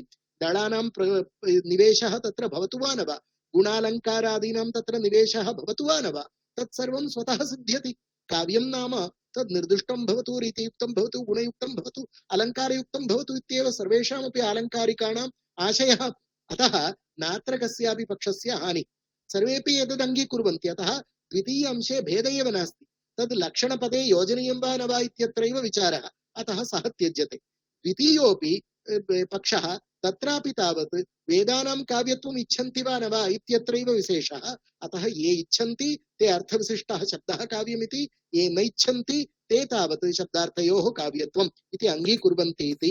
समस्तान्यपि काव्यलक्षणानि सङ्गच्छन्ते एव, लक्ष्ये समन्वयं प्राप्नुवन्त्येव इति उक्त्वा अवसरं दत्तवद्भ्यः सर्वेभ्योऽपि मम सप्रणाम धन्यवादान् विनिवेद्य अनेन साकं नाम स्वल्पम् इदं भाषणम् अहं तावत् अनेन उपसंहरामि इति शम् इति नमोवाकान् वितनोमि सर्वेभ्यः महद्भ्यः विद्वत्तल्लजेभ्यः।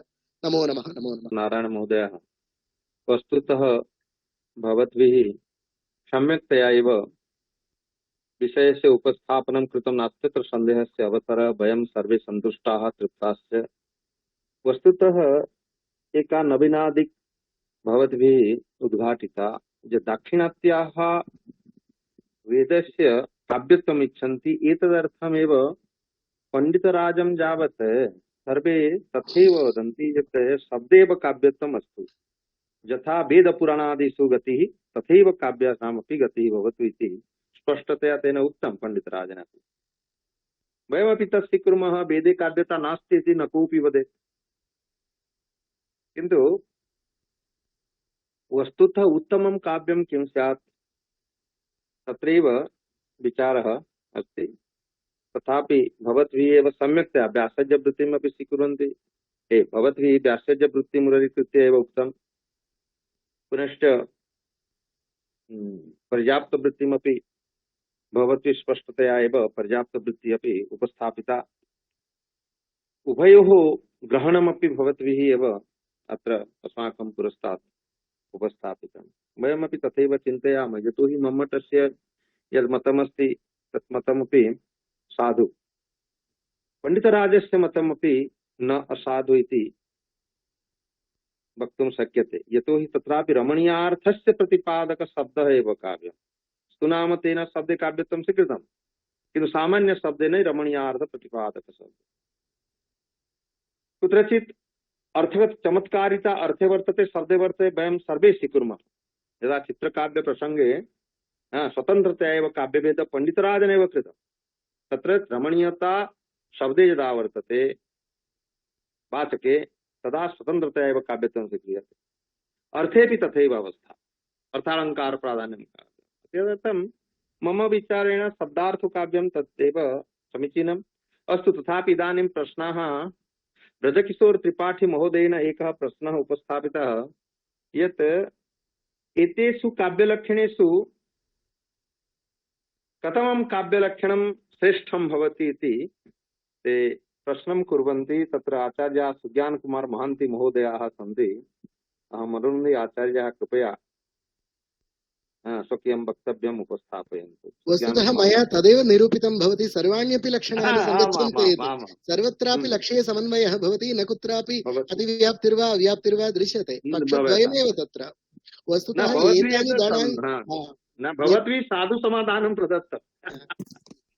वस्तुतः चतुर्वर्ग फल प्राप्ति यदि वेदादिभिः भवति काव्येपि भवति, अतएव वेदे काव्यता स्वीकारे का हानि।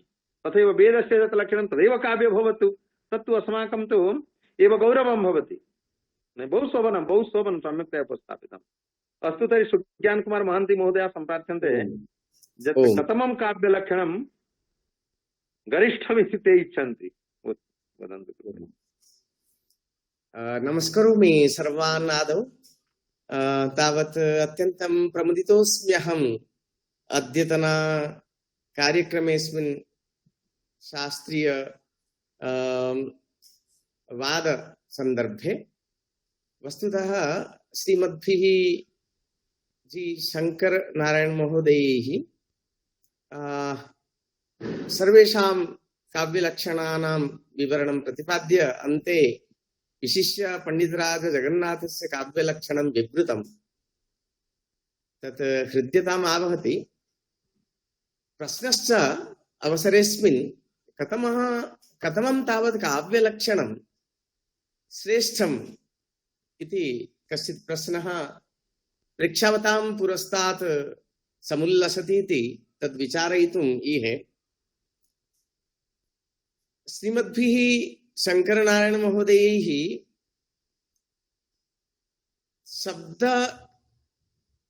शब्दस्य काव्यत्वम् शब्दार्थयोश्च काव्यत्वम् इति द्विधा काव्यलक्षणानां विभाजनं कृतम्। वयं तद्विषये अधुना न विचारयामः। कथमं श्रेष्ठं तावत् काव्यलक्षणं। वस्तुतः ये खलु अलङ्कारशास्त्रिणः यत्किमपि काव्यलक्षणं निर्मितवन्तः, यैः यत्किमपि काव्यलक्षणं निर्मितं तत्र स्वसिद्धान्तानुसारी इति प्रतीयते। भामहेन यत् उक्तं यत् शब्दार्थौ काव्यमिति, तत्र शब्दार्थयोः साहित्यं केन दृशा भवति तत् प्रतिपादितं। कश्चिच्च रमणीयार्थप्रतिपादक शब्दः काव्यम् इति पंडितराज जगन्नाथादयः, अथवा इष्टार्थ व्यवच्छिन्ना पदावली इति दण्डी यद् वदति इति शब्दविशेषस्य काव्यत्वं। मम्मटस्तु शब्दार्थयोः काव्यत्वं मनुते। तत्र गुणा अलङ्कार उपस्कृतौ शब्दार्थौ काव्यम् इति मनुते। अस्माभिः एवं काचित् सीमा कर्तुं न शक्यते यत् कथमं तावत् काव्यलक्षणं श्रेष्ठत्वं भजते इति। सर्वे खलु यथा व्यक्तिविवेककारः सः वक्रोक्तिं निरूपयन् तत् काव्यलक्षणं निरूपयति। वक्रोक्तेः लक्षणकाले तस्य च तत् काव्यलक्षणं तत् सिद्धान्तानुसारि वर्तते। अतः सर्वैः स्वस्व सिद्धान्तं पोषयितुं काव्यलक्षणानि तत्र निरूपितानि। अतः अस्माभिः एवं इदमेव काव्यलक्षणं समुचिततमम् इति वक्तुं न शक्यते इति सामान्येन अस्माकम् उत्तरं भविष्यति। अत्र यदि विशिष्टः कश्चित् प्रश्नः भवेत् तदा उत्तराणि तदनुसारेण भवेयुः। धन्यवादः। धन्यवादः आचार्यः सुज्ञान कुमार महान्ति महोदयः। अत्यंत चतुरतया एव भवद्भिः प्रश्नस्य उत्तरं प्रदत्तम्। वक्रोक्ति काव्यजीवितम् इत्यस्य खण्डनावसरे दर्पणकारेण यथा केवलमेव अलङ्कारे वक्रोक्तेः सीमा निर्धारणं कृतम्, तत् समीचीनं न वा इति कश्चन प्रश्नः समागतः। अहं राधावल्लभशर्माणम् एव अनुरुन्धे आचार्याः उपस्थापयन्तु यत् वक्रोक्ति काव्यजीवितम् इत्यस्य खण्डनं तथा दर्पणकारेण कृतं। तत्र वक्रोक्ति नाम कश्चन अलङ्कारः इति तैः कृतम्। वस्तुतः वक्रोक्ति नाम केवलम् अलङ्कारः, अतः वक्रोक्तिजीवितकारः किमपि वदति तत्रैव तेषां प्रश्नः। सर्वान् प्रणमामि आचार्यान्। अस्य कार्यक्रमस्य संयोजकान् तत्र भवतः आचार्यान् बुद्धेश्वर षडङ्गी महाभागान् प्रणमामि। पुनश्च अस्य कार्यक्रमे समुपस्थिताः वर्तन्ते अस्माकम् आचार्याः, अस्माकं ज्येष्ठाः साहित्यशास्त्र धुरन्धराः सुकवयः आचार्याः सुज्ञानकुमार महान्ति महाभागाः। तान् अपि अहं सप्रश्रयं वन्दे। पुनश्च शङ्करनारायण महाभागैः यत् प्रतिपादितमस्ति तत्सर्वं साधुरीत्या अत्र प्रतिपादितं। सर्वमपि तैः यत् किमपि अत्र प्रतिपादितं तत्सर्वमपि अस्माकं कृते सौकर्याय एव भवति। पुनश्च आचार्यैः षडङ्गी महोदयैः यः प्रश्नः कृतः तस्य समाधानम् इत्थम् अस्ति। वक्रोक्तिजीवितकारेण यत् प्रतिपादितं वर्तते तत्र स्वकीये ग्रन्थे यत् वक्रोक्तिः एव काव्यजीवितमस्ति, काव्यस्य जीवनं वक्रोक्तिरेव वर्तते, नान्यत्। साहित्यदर्पणकारेण आचार्य विश्वनाथेन खण्डनं तस्य कृतमस्ति। तत् तेन रीत्या खण्डनं तत्र विधीयते। परञ्च वक्रोक्तिकाव्यजीविते ग्रन्थे वक्रोक्तिजीवितकारस्य आचार्यकुन्तकस्य मतं वस्तुतः तत् मतं किम् उत्तममस्ति। तेषां तस्य यत् अस्ति किं वक्रोक्तिः काव्यजीवितं यत् तेन प्रतिपादितं तद् निर्मूलं नास्ति। एवं कदापि कथयितुं न शक्यते यत् वक्रोक्तिः काव्यस्य जीवनं न भवितुम् अर्हति। एवं कदापि अस्माभिः न कथ्यते। परञ्च साहित्यदर्पणकारस्य विश्वनाथस्य यद् मतम् अस्ति तदपि अस्माभिः आलोढः सर्वेषामपि आचार्याणां मतानि पृथक्तया भवन्ति। कोऽपि आचार्यः किमपि कथयति, अन्यः आचार्यः अन्यमपि किमपि कथयति। परञ्च समेषामपि आचार्याणां मतानि अस्माकं बुद्धौ आयान्तु, अस्माकं बुद्धौ प्रतिष्ठां प्राप्नुवन्तु। तदर्थमेव आचार्य विश्वनाथेन साहित्यदर्पणे कथितमस्ति। एवमेव रीत्या वक्तुं शक्नुमः अन्ततः यत् तेषां या आलोचना पद्धतिः वर्तते साहित्यदर्पणकारस्य आचार्य विश्वनाथस्य, सापि पद्धतिः श्रेष्ठा वर्तते। वक्रोक्तिजीवितकारस्य यद् मतमस्ति तदपि साधु वर्तते। अतः इत्युक्त्वा अहं विरमामि। धन्यवादः। अत्र तावत् श्रीमद्भिः आचार्यैः राधावल्लभ शर्मा महोदयैः सम्यक् प्रतिपादितमेव। वस्तुतः वक्रोक्ति जीवित कारेण यदुक्तम शब्दार्थो सहितो काव्य शब्दार्थो सहितो वक्र कवि वक्र कवि व्यापार सारिणी बंधे व्यवस्थितो तद्विद काव्यम विधालादकारिणी अर्थात वक्र कवि व्यापारशालिनी बंधे स्थितो सहितो शब्दार्थो वक्र कवि व्यापारशालिनी तद्विधालादकारिणी बंधे व्यवस्थितो सहितो शब्दार्थो काव्यमिति तल्लक्षणम् तेन यद् लक्षणं विहितं तत् केवलं वक्रोक्ति अलंकार दृशा नैव वक्रोक्ति सिद्धान्तम् एकम् अलंकार रूपेण नीत्वा नैव तेन काव्यलक्षणं विहितम् अपि तु वक्रोक्तिः वक्रोक्ति भंगी भणितिः भंग्याः काचित् भणितिः वैदग्ध्य भंगी भणितिः वक्रोक्तिः इति उच्यते खलु अतः सा च वक्रोक्तिः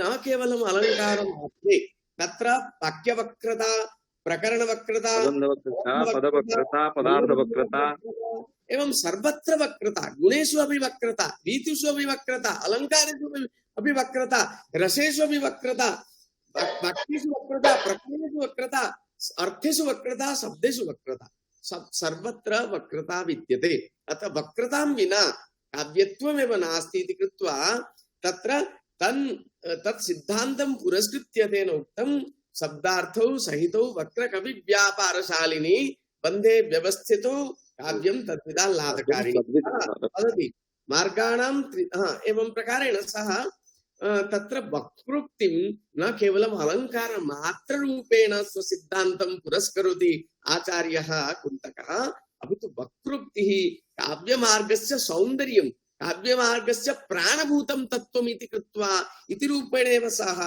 तत्र उपस्थापयति आचार्यः कुन्तकः अतः स भवतु वक्रोक्ति संप्रदायः भवतु वा अलङ्कार संप्रदायः भवतु वा गुण संप्रदाय रीति संप्रदायः अथवा ध्वनि संप्रदायः सर्वेपि तत्तत् संप्रदायाचार्याः स्वस्व संप्रदाय अनुकूलमेव काव्यलक्षणम् अकार्षु इति तत्र न कश्चित् तावत् सामान्यधिया तत्तत् खण्डयितुं शक्नोति ध्वनिराचार्यः ध्वनिवादी आचार्यः आनन्दवर्धनः ध्वनिं काव्यात्मत्वेन प्रतिष्ठापयति तदा तावत् वाक्यं रसात्मकमिति उक्त्वा तत्र विश्वनाथकविराजः रसमेव काव्यात्मानं मनुते तथैव अलङ्कार सम्प्रदायाचार्याः अलङ्कारस्य नियततत्त्वरूपेण संसिद्धिं साधयन्ति एवं प्रकारेण औचित्यं अस्य ये खलु आचार्याः क्षेमन्द्रादयः ते वदन्ति औचित्यं रससिद्धस्य पुनः काव्यस्य जीवितम् अतः किम् एकमेव काव्यलक्षणं तावत् प्रकृष्टमिति न वक्तुं शक्यते न वा तत्र एकः कश्चित् सिद्धान्तः एव श्रेष्ठतमः इति वक्तुं न शक्यते सर्वेषां सिद्धान्तानाम् अस्माकं साहित्यशास्त्रे मालावत् तत्र शोभादायकत्वम् अस्ति अस्माभिश्च तत्र काव्यतत्त्वालोकः इत्यस्मिन् ग्रन्थे तावत् एकं काव्यलक्षणं विहितं सर्वेषां काव्यलक्षणानां तत्र निरूपणं विश्लेषणं च कृत्वा अन्ते अस्माभिः एकं काव्यलक्षणं तत्र प्रतिपादितं वर्तते तत् केवलं कारिकाः एव पठामि अन्यतरस्य सद्भावे रसालङ्कार वस्तुषु ध्वनेः काव्यात्मभूतस्य काव्यत्वं प्रतिपद्यते शब्दार्थौ सहितौ काव्ये गुणाभिव्यञ्जकौ मतौ हतोद्देशस्य दोषस्य राहित्यं मानितं सदा सालङ्कारो रसाभावे सरसेऽप्यनलङ्कृति अङ्गभूतास्त्वलङ्काराः मन्तव्या यत्र कुत्रचित् अत्र सर्वाणि काव्यतत्त्वानि सन्निविष्टानि सन्ति अस्मिन् काव्यलक्षणे अतः इदमपि विचारयितुं विचारपथे आनेतुं शक्यते अतः एवं ये वदन्ति किं वक्रोक्तेः काव्यजीवितम् इति कथं वक्रोक्तिः अलङ्काररूपत्वात् कथं वक्रोक्तेः काव्यत्वं स्वीक्रियते वस्तुतः वक्रोक्तिः न केवलम् अलङ्काररूपेण आचार्य कुन्तकेन प्रतिष्ठापिता अपि तु काव्य सौन्दर्य तत्त्व साररूपेण तेन प्रतिष्ठापिता इत्येव धन्यवादः बहु शोभनं तत्र परिष्कारः आचार्यैः कृतः राधावल्लभ शर्मणा अपि सम्यक्तया कृतः। तत्र शङ्करनारायणमहोदयाः सन्ति। अन्यः एकः प्रश्नः यत् वक्रोक्तिजीवितकारस्य काव्यलक्षणं पुनश्च आनन्दवर्धनस्य काव्यलक्षणम् अनयोः विरोधः अस्ति कुतः कश्चन समन्वयः अस्ति? वस्तुतः काव्ये सौन्दर्यमेकं विद्यते तत् आम्। कीदृशं सौन्दर्यम् इति विवृण्वानाः आचार्याः विविधरूपेण ते प्रकटितवन्तः। ध्वनिरूपेण यत् कथयति नाम तस्य व्यङ्ग्यार्थ उद्भासनेन यत् सौन्दर्यम् अनुभूयते तदेव सौन्दर्यमिति आनन्दवर्धनाचार्यः। किन्तु वक्रोक्तिदिशा यत् सौन्दर्यं तदेव मुख्यमिति अस्य मतं भवति। एवं रूपेण अन्येपि नाम औचित्यमेव प्रधानमिति। वस्तुतः काव्ये सौन्दर्यं भवति यथा लावण्यमिव अङ्गनासु इतिवत् अङ्गनायां तावत् लावण्यमस्ति किन्तु तल्लावण्यं केन रूपेण बहिः दृश्यते नाम तस्याः अवयवसमुदायेन दृश्यते वा आहोस्वित् आभूषणादिभिः दृश्यते वा अन्यथा तस्याः हावभावादिभिः दृश्यते वा इति अत्रैव विचारः। वस्तुतः लावण्यमिति सर्वेपि अङ्गीकुर्वन्ति किन्तु बहिः प्रकटनप्रकारः कीदृशः इत्यत्रैव विचारः आचार्याणां। यथा हावभावादिभिरेव तस्याः सौन्दर्यम् इति केचन कथयेयुः, केचन तावत् तस्याः अवयवादिभिः सौन्दर्यम् इति कथयेयुः, अन्ये केचन तावत् आभूषणादिभिः सौन्दर्यम् इति कथयेयुः। एतादृशरूपेणैव काव्यस्य सौन्दर्यं विविधरूपेण ते प्रकटयन्ति। एकं सत् बहुधा विप्राः बहुधा वदन्ति इतिवत् अत्र काव्यसौन्दर्यं तावत् विविधरूपेण स्वाभिमतरूपेण प्रकटयन्ति किन्तु तत्र सौन्दर्यमिति वस्तु एकमेव। यथा तावत् एकस्यैव वेदस्य दर्शनानि षड् भवन्ति तद्वदेव काव्ये सौन्दर्यस्य प्रकार नाम प्रकाशन प्रकाराः तावत् षट् सम्प्रदायाः एवं रूपेण भवन्ति तावदेव। अतः तद् परस्परं भिन्नमेव भवति। वस्तुतः ध्वनिः इति उच्यमानः अर्थः भिन्नः, वक्रोक्तिः इति शब्देन उच्यमानः अर्थः भिन्नः। ध्वनिरूपेणापि वक्रोक्तिः सिद्ध्यति, वक्रोक्तिदिशापि व्यङ्ग्यर्थः सिद्ध्यति, तर्हि उभयोरपि समन्वयोऽपि भवति, उभयोरपि भेदोऽपि सिद्ध्यति। अतः सौन्दर्यस्य दर्शनस्य प्रकाराः इमे इत्येव तत्र मन्तव्यम्। नहीं तथैव सम्यक् उक्तम्। एकदा जे.एस्.आर्. कृष्णमूर्ति महोदयैः उक्तम् अस्माकं श्रीनिवास महोदयैः भवतां ये गुरुपादाः सन्ति उक्तं यत् वस्तुतः तत्र कश्चन समन्वयः वर्तते। स्वतन्त्रतया एव वक्रोक्तिजीवितकारः सम्प्रदायम् उपस्थापयितुम् अयं प्रयासः कृतः। तत्र पदवक्रतास्थले पदव्यञ्जकता, पदार्थवक्रतास्थले पदार्थव्यञ्जकता, एवं प्रकारेण तत्र वक्रतां परित्यज्य व्यञ्जकतां दास्यामः तर्हि प्रायशः कश्चन विशालः महान् समन्वयः स्यात् इति तेषां मतम्। अतः तैः स्पष्टतया उक्तं वस्तुतः वक्रोक्तिजीवितकारः ध्वनिमार्गस्य विरोधी नासीत्। तदेव इदानीं भवती उक्तमस्तु। तर्हि बहु शोभनं पर्यालोचनं जातम्। इदानीम् अस्माकम् अन्येपि आलङ्कारिकाः सन्ति। आचार्याः सुशान्तराज महोदयः पुनः अन्ते वक्रोक्तिजीवितकारः वक्ति नूतनोपाय निष्पन्न नयवर्त्मोपदेशनां नूतनोपाय निष्पन्न नयवर्त्मोपदेशनां महाकवि प्रबन्धानां सर्वेषाम् अस्ति वक्रता। सर्वेषां महाकवि प्रबन्धानां वक्रता अस्ति एव। एतेन तत्रैव रमणीयता वक्रता रमणीयताम् इत्येव एकमेव अत्र सीताराम आचार्य महोदयाः सन्ति। तैः अपि एकदा उक्तं तत्र तु केवलं वक्रतां विहाय यदि वयं व्यञ्जकताम् इति वदिष्यामः तर्हि उभयोः मतयोः एव इति जे.एस्.आर्. कृष्णमूर्ति महोदयाः अपि तत्रैव भवन्तः तत्र आसन्। सुज्ञानमहान्ति महोदयाः दिल्ली साहित्य अकाडेमी इत्यस्य कार्यक्रमः तत्रैव आचार्यैः एव तिरुपति मध्ये एकदा उक्तवन्तः। श्रीनिवास महोदयाः अपि तथैव उक्तवन्तः। अस्तु तर्हि इदानीम् अस्माकं सुशान्त अत्र किं पण्डितराजस्य यः आक्षेपः वर्तते पुनः मध्ये कश्चन अत्र अहं विवृणोमि। पण्डितराजस्य यः कश्चन आक्षेपः वर्तते शब्दार्थो न काव्यम् इति। तत्र वस्तुतः काव्यपदनिष्ठ शब्दार्थोभयपस्थित काव्यपदनिष्ठ शब्दार्थोपय निरूपित शक्तिर्ग्राहकस्य प्रमाणस्य अभावात् तत्र शब्दार्थौ न काव्यं भवितुम् अर्हतः। तर्हि शब्दार्थौ ये काव्यं मनुते पण्डितराज तत्र आचार्य मम्मटः तत्र अर्थस्य किमर्थं ग्रहणं वर्तते तददोषौ शब्दार्थौ सगुणा अनलङ्कृति पुनः क्वापि इति यत् काव्यलक्षणं प्रदत्तमस्ति तत्र अर्थस्य किमर्थं तत्र अर्थस्य ग्रहणं तर्हि गीतादौ अतिव्याप्तिवारणाय तत्र अर्थस्य ग्रहणं वर्तते पुनः तत्र शब्दस्य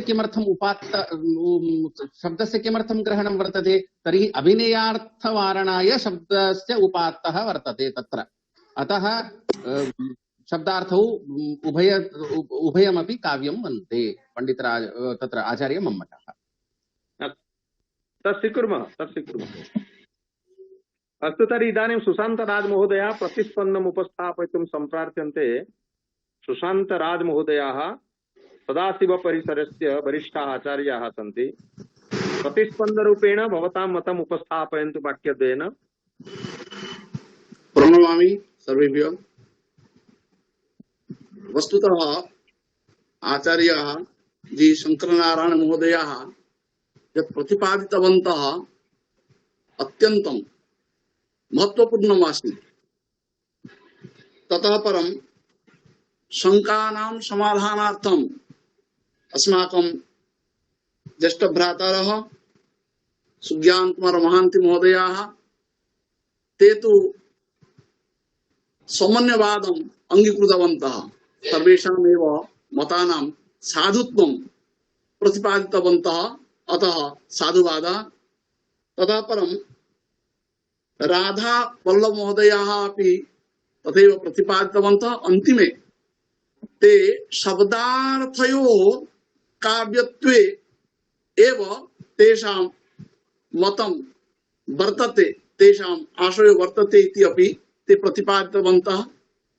वस्तुतः याः चर्चाः अत्र जाताः काव्य लक्षण घटकतया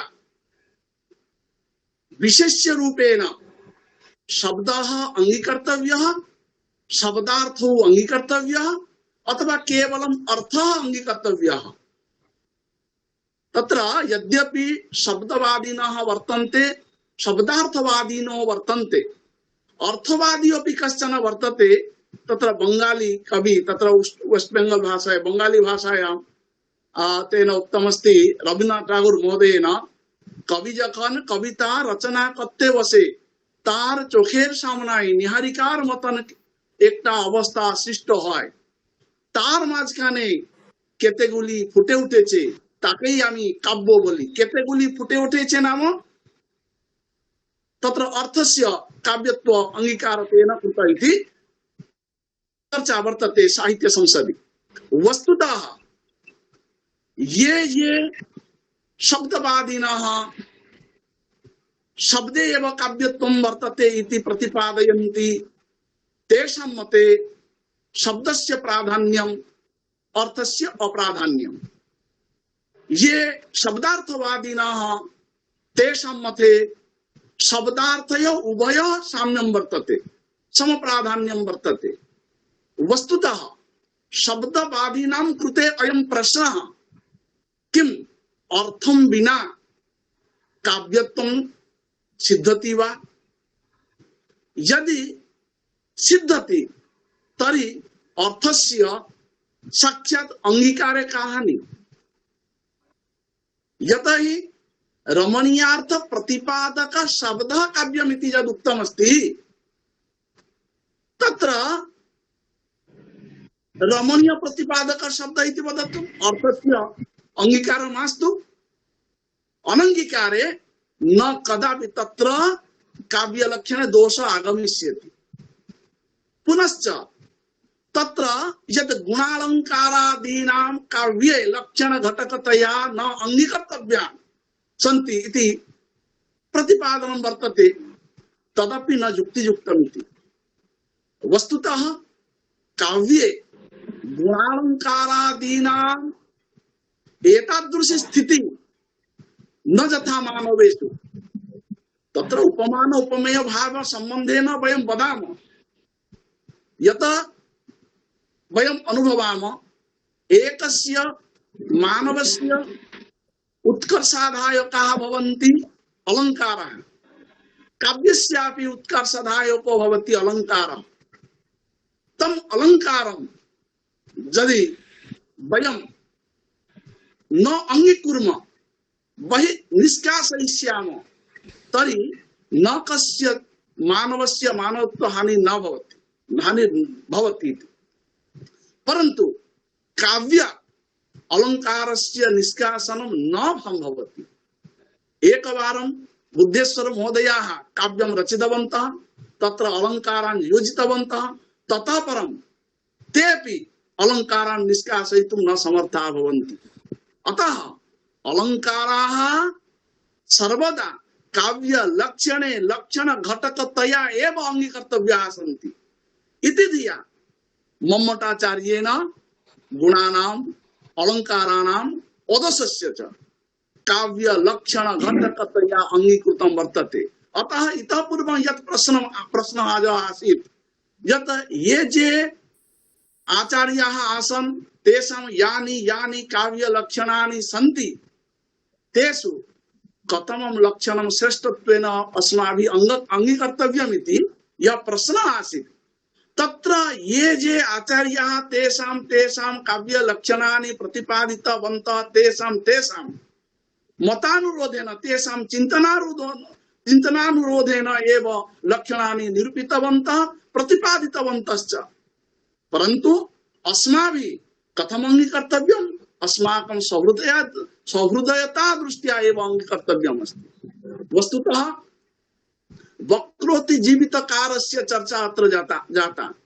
वस्तुतः वक्रोक्ति जीवितकारः न तादृशं नूतनं किमपि तत्त्वं तेन उद्भावितं।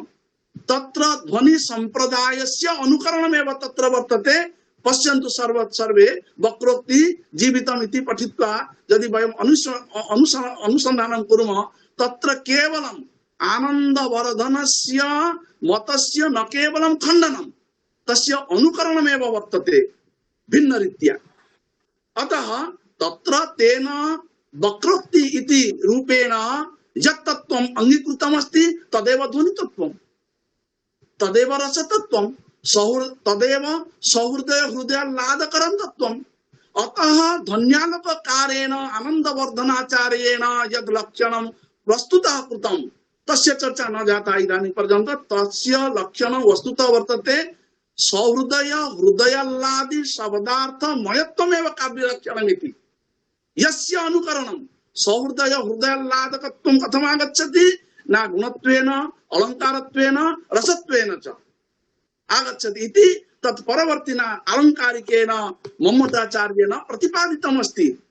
तत्र यद् सूत्ररूपेण प्रतिपादितमस्ति तददोषौ शब्दार्थौ सगुणा वनालंकृति पुनः क्वापि तदेव साधु लक्षणमस्ति इत्यत्र न कापि विप्रतिपत्ति। यदि विप्रतिपत्ति अस्ति उपस्थापयन्तु समाधयिष्यामि इति एव शास्त्रार्थः। एतदेव उक्त्वा विरमामि। धन्यवादाः सर्वेषां कृते। बहु शोभनम् आचार्याणाम् उपस्थापनं प्रतिस्पन्दरूपेण अपि सम्यक् उपस्थापनम् आचार्यैः कृतम्। अस्तु, कालः गच्छति, गतोस्तमर्कः, सन्ध्यावन्दनादिकं करिष्यन्ति सर्वे।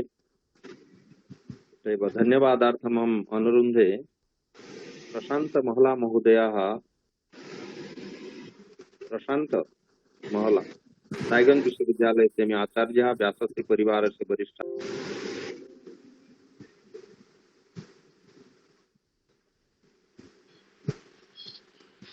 बहु स्थले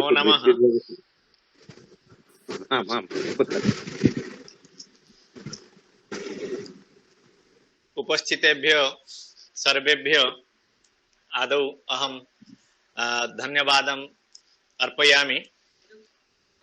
अद्य चर्चासभायाः जे आसन् अस्माकम् आधारपुरुषाः ते सम्यक् रूपेण 18 आलङ्कारिकाणां काव्यलक्षणं यथा उपस्थापितं, विशेषतः तु मया सम्यक् अवगतम्। अस्माकं छात्राः, शोधछात्राः ये अत्र उपस्थिताः आसन् तेषां कृते अत्यन्तं मनोरमम् अवश्यं हृदयग्राही भविष्यति इत्यत्र नास्ति सन्देहस्य लेशः। इति हेतु तेभ्यो महोदयेभ्यो व्यासश्री परिवार पक्षतः साधुवादं कृतज्ञतां व्याहरामि। अपरे अत्र जे वक्तारः आसन् सुज्ञान कुमार महोदयाः तेपि सम्यक्तया अत्र काव्यलक्षणस्य उपस्थापनं काव्यलक्षणानां व्याख्यानं कृतवन्तः। पुनश्च कथं तत्र कुन्तकः तत्र काव्यस्य लक्षणं तत्र विहितं तत्र मम्मटैः सह तत्र कथं तेषाम् अविरोधः इत्यपि सम्यक्तया प्रतिपादितं। यद्यपि अहं तु न तु काव्यस्य सम्यक्तया काव्यम् अहं न जानामि, केवलं श्रुत्वा एव केवलम् अवगन्तुं यत् पारयामि तदेव अहम् अत्र उपस्थापयामि। मया सर्वं श्रुतं, प्रश्नानां समाधानं सम्यक् रूपेण तैः कृतम् इति हेतोः सुज्ञान महोदयानां कृते व्यासश्री परिवार पक्षतः अशेषाशेषं धन्यवादं कृतज्ञतां ज्ञापयामि। अत्र उपस्थिताः सन्ति राधावल्लभ महोदयाः, तेपि प्रश्नानां समाधानं सम्यक् रूपेण कृतवन्तः इति हेतोः व्यासश्री परिवार पक्षतः तेभ्यो साधुवादं कृतज्ञतां व्याहरामि। अपरे अस्माकं अग्रजकल्पाः सुशांत कुमार राज महोदयाः ते यथा अत्र आगत्य चर्चा सभायाः तत्र शास्त्रीय सभायाः यत् लक्ष्यम् एतत्तु मतपक्ष्यं, यदि कोऽपि प्रश्नः अस्ति तर्हि पृच्छतु, एतादृशी यद् वचनं तैः उक्तं तत्तु मत्कृते अत्यन्तं शोभनम् अहं तु अनुभवामि। इति हेतुः तेभ्यो महोदयेभ्यो अपि अहं व्यासश्री परिवार पक्षतः कृतज्ञतां व्याहरामि। अस्माकं अत्र चर्चा सत्रस्य ये भवन्ति सभापतयः अस्माकं समेषां गुरवः आचार्यः हरेकृष्ण सत्पथि महोदयाः ते यथा काव्यस्य किं लक्षणं भवितुम् अर्हति तैः यथा प्रतिपादितं तत्र सर्पेण सह स बालकः कथं जीवनयुद्धं चालयति स्म, एतदपि एकं काव्यं भवितुम् अर्हति। एतत्तु मया श्रुतम्, एतत्तु अत्यन्तं हृदयस्पर्शी काव्यलक्षणं भवितुम् अर्हति। पुनश्च इति हेतोः तेभ्यो महोदयेभ्यो गुरुचरणेभ्यो कृतज्ञतां व्याहरामि। अपि च अस्माकं ये भवन्ति स्वागतभाषणं ये प्रत्यहं यच्छन्ति ते भवन्ति अस्माकं गुरुपादाः प्रमोदचन्द्र मिश्र महोदयाः। ते सम्यक् श्लोकान् रचयित्वा यथा अत्र उपस्थितेभ्यो सर्वेभ्यो साधुवादं स्वागतं कुर्वन्ति, तेषाम् इयं रचनाशैली हृदयस्पर्शी वर्तते इति हेतुः तेभ्यो महोदयेभ्यो कृतज्ञतां साधुवादं ज्ञापयामि। अपि च अस्माकं ये भवन्ति संयोजकाः अस्माकं अग्रजकल्पाः ये सदैव छात्राणां कथं हितसाधनं भविष्यति एतदर्थं ये सदैव चिन्तिताः भवन्ति अस्माकं षडङ्गी महोदयाः प्रसिद्धाः आलङ्कारिकाः सन्ति इति हेतुः तेभ्यो महोदयेभ्यो अपि अहं साधुवादं व्याहरामि। न केवलम् अस्माकं परिवारस्य सदस्याः, अत्र तु भारतवर्षस्य कोणानुकोणतः ये तावत् विद्वांसः शोधछात्राः श्रोतारः अत्र संयुक्ताः सन्ति, तेभ्यो सर्वेभ्यो अहं व्यासश्री परिवार पक्षतः साधुवादं कृतज्ञतां व्याहरामि। अपि च अत्र यथा कार्यक्रम आधारपुरुष जी शंकर नारायण मया तु उक्तम् अत्र अद्य चर्चासभायाः ये भवन्ति आधारपुरुषाः जी शंकर महोदयाः तेषां व्याख्यान शैली अत्यन्तं मनोहरा हृदयस्पर्शी, अत्र नास्ति संशय नास्ति सन्देहस्य लेशः। एतावत् पर्यन्तं मया तु ज्ञातं काव्यस्य कानिचन लक्षणानि, परन्तु मया अद्य श्रुतं तत्र 18 आलङ्कारिकैः कथं काव्यस्य लक्षणं विहितं, कस्य लक्षणं तु समीचीनम् एतत्तु अस्माभिः वक्तुं वा वयं तु वक्तुं न पारयामः। इति हेतोः तेभ्यो महोदयेभ्यो अहं कृतज्ञतां साधुवादं व्याहृत्य पुनः आगामिनि भानुवासरे कस्मिन् विषये चर्चा भविष्यति अस्मिन् विषये सूचनां दातुम् अहं अनुरुन्धे षडङ्गी महोदयान्। धन्यवादः। अस्तु, शान्त महला महोदयाः, वरिष्ठाः शाब्दिकाः संस्कृतकाव्यरसिकाः, तेभ्यः अपि धन्यवादं प्रयच्छामः, सर्वेभ्यः धन्यवादं प्रयच्छामः। सुशान्तराज महोदयेन एका पत्रिका सम्पादिता, तत्र प्रायशः 30 अधिकानि काव्यलक्षणानि प्रदत्तानि। सदाशिव परिसरतः प्रायशः प्रकाशितम्। सत्यं सत्यं सत्यं सत्यम्। आम्, ममपि काव्यप्रकाशे साहित्यसुधा ग्रन्थे तत्र 30 अधिकानि लक्षणानि प्रदत्तानि सन्ति। अत्र तु केवलं प्राचीनानाम् एव आलङ्कारिकाणां यन्मतं तत्रैव पर्यालोचनं नाथम्। अर्वाचीनाः अपि आलङ्कारिकाः सन्ति, तेषामपि मतानि वर्तन्ते। अस्तु, तत् महान् कालः भविष्यति, तदर्थं संक्षिप्ततया अस्माभिः पर्यालोचनं कृतम्। आगामिनि भानुवासरे अहं चिन्तयामि अस्मदीयाः वेदान्तिनः बान्धवाः सन्ति, बान्धवः एषु भगवान् सामन्तराय महोदय। अतः वेदान्तशास्त्रमुररीकृत्य वयं तावत् पर्यालोचनं करिष्यामः। जन्माद्यस्य यतः अमुं विषयम्, अमुं वाक्यं महावाक्यस्य आनुषङ्गिकं वाक्यं भवति। जन्माद्यस्य यतः, तस्योपरि एव चर्चा भविष्यति, साप्ताह सभा भविष्यति। पुनश्च वयम् इच्छामः यत् अमृतमहोत्सवे विशालः कविसमवायः भविष्यति, 7 दिनात्मकः। तत्र 200 कवयः आगत्य सर्वेषु विषयेषु, यथा नारीकवयः, बालकवयः, गद्यकवयः, पद्यकवयः, अर्वाचीनकवयः, सर्वे आगत्य एव अत्रैव मण्डपे कवितापाठं करिष्यन्ति। एतादृशी चर्चा इदानीं चलति। अस्तु, तर्हि आगामिनि भानुवासरे वयं तावत् जन्माद्यस्य यतः इति सूत्रम् उररीकृत्य शास्त्रार्थसभां करिष्यामः। तत्र सर्वेषाम् उपस्थितिः अहं कामये। इदानीम् अनुरुन्धे शान्तिपाठं करिष्यन्ति आचार्यः उमाकान्तपण्डा महोदयः, अस्माकं निर्देशकाः सन्ति ते। श्री गुरुभ्यो नमः। हरि ओम। वेदाहमेतं पुरुषं महन्तं आदित्यवन्नं तमसा पुरस्तात् तुमेक विदित्वा मृत्युमां इति नन्या पन्था विद्यते अयनाय स्वस्ति प्रजाभ्यो परिपालयन्तं न्यायेण मार्गे न महिषा गोब्राह्मणेभ्यो शुभमस्तु नित्यं। लोका समस्ता सुखिनो भवन्तु। ओम देहो शांति, अंतरिक्षं शांति, पृथिवी शांति, रापः शांति, ओषधय शांति, वनस्पतयः शांति, देवा शांति, ब्रह्मा शांति, सर्वं शांति, शांतिरेव शांति, मा शांतिरेधि। ओम शांति शांति शांति।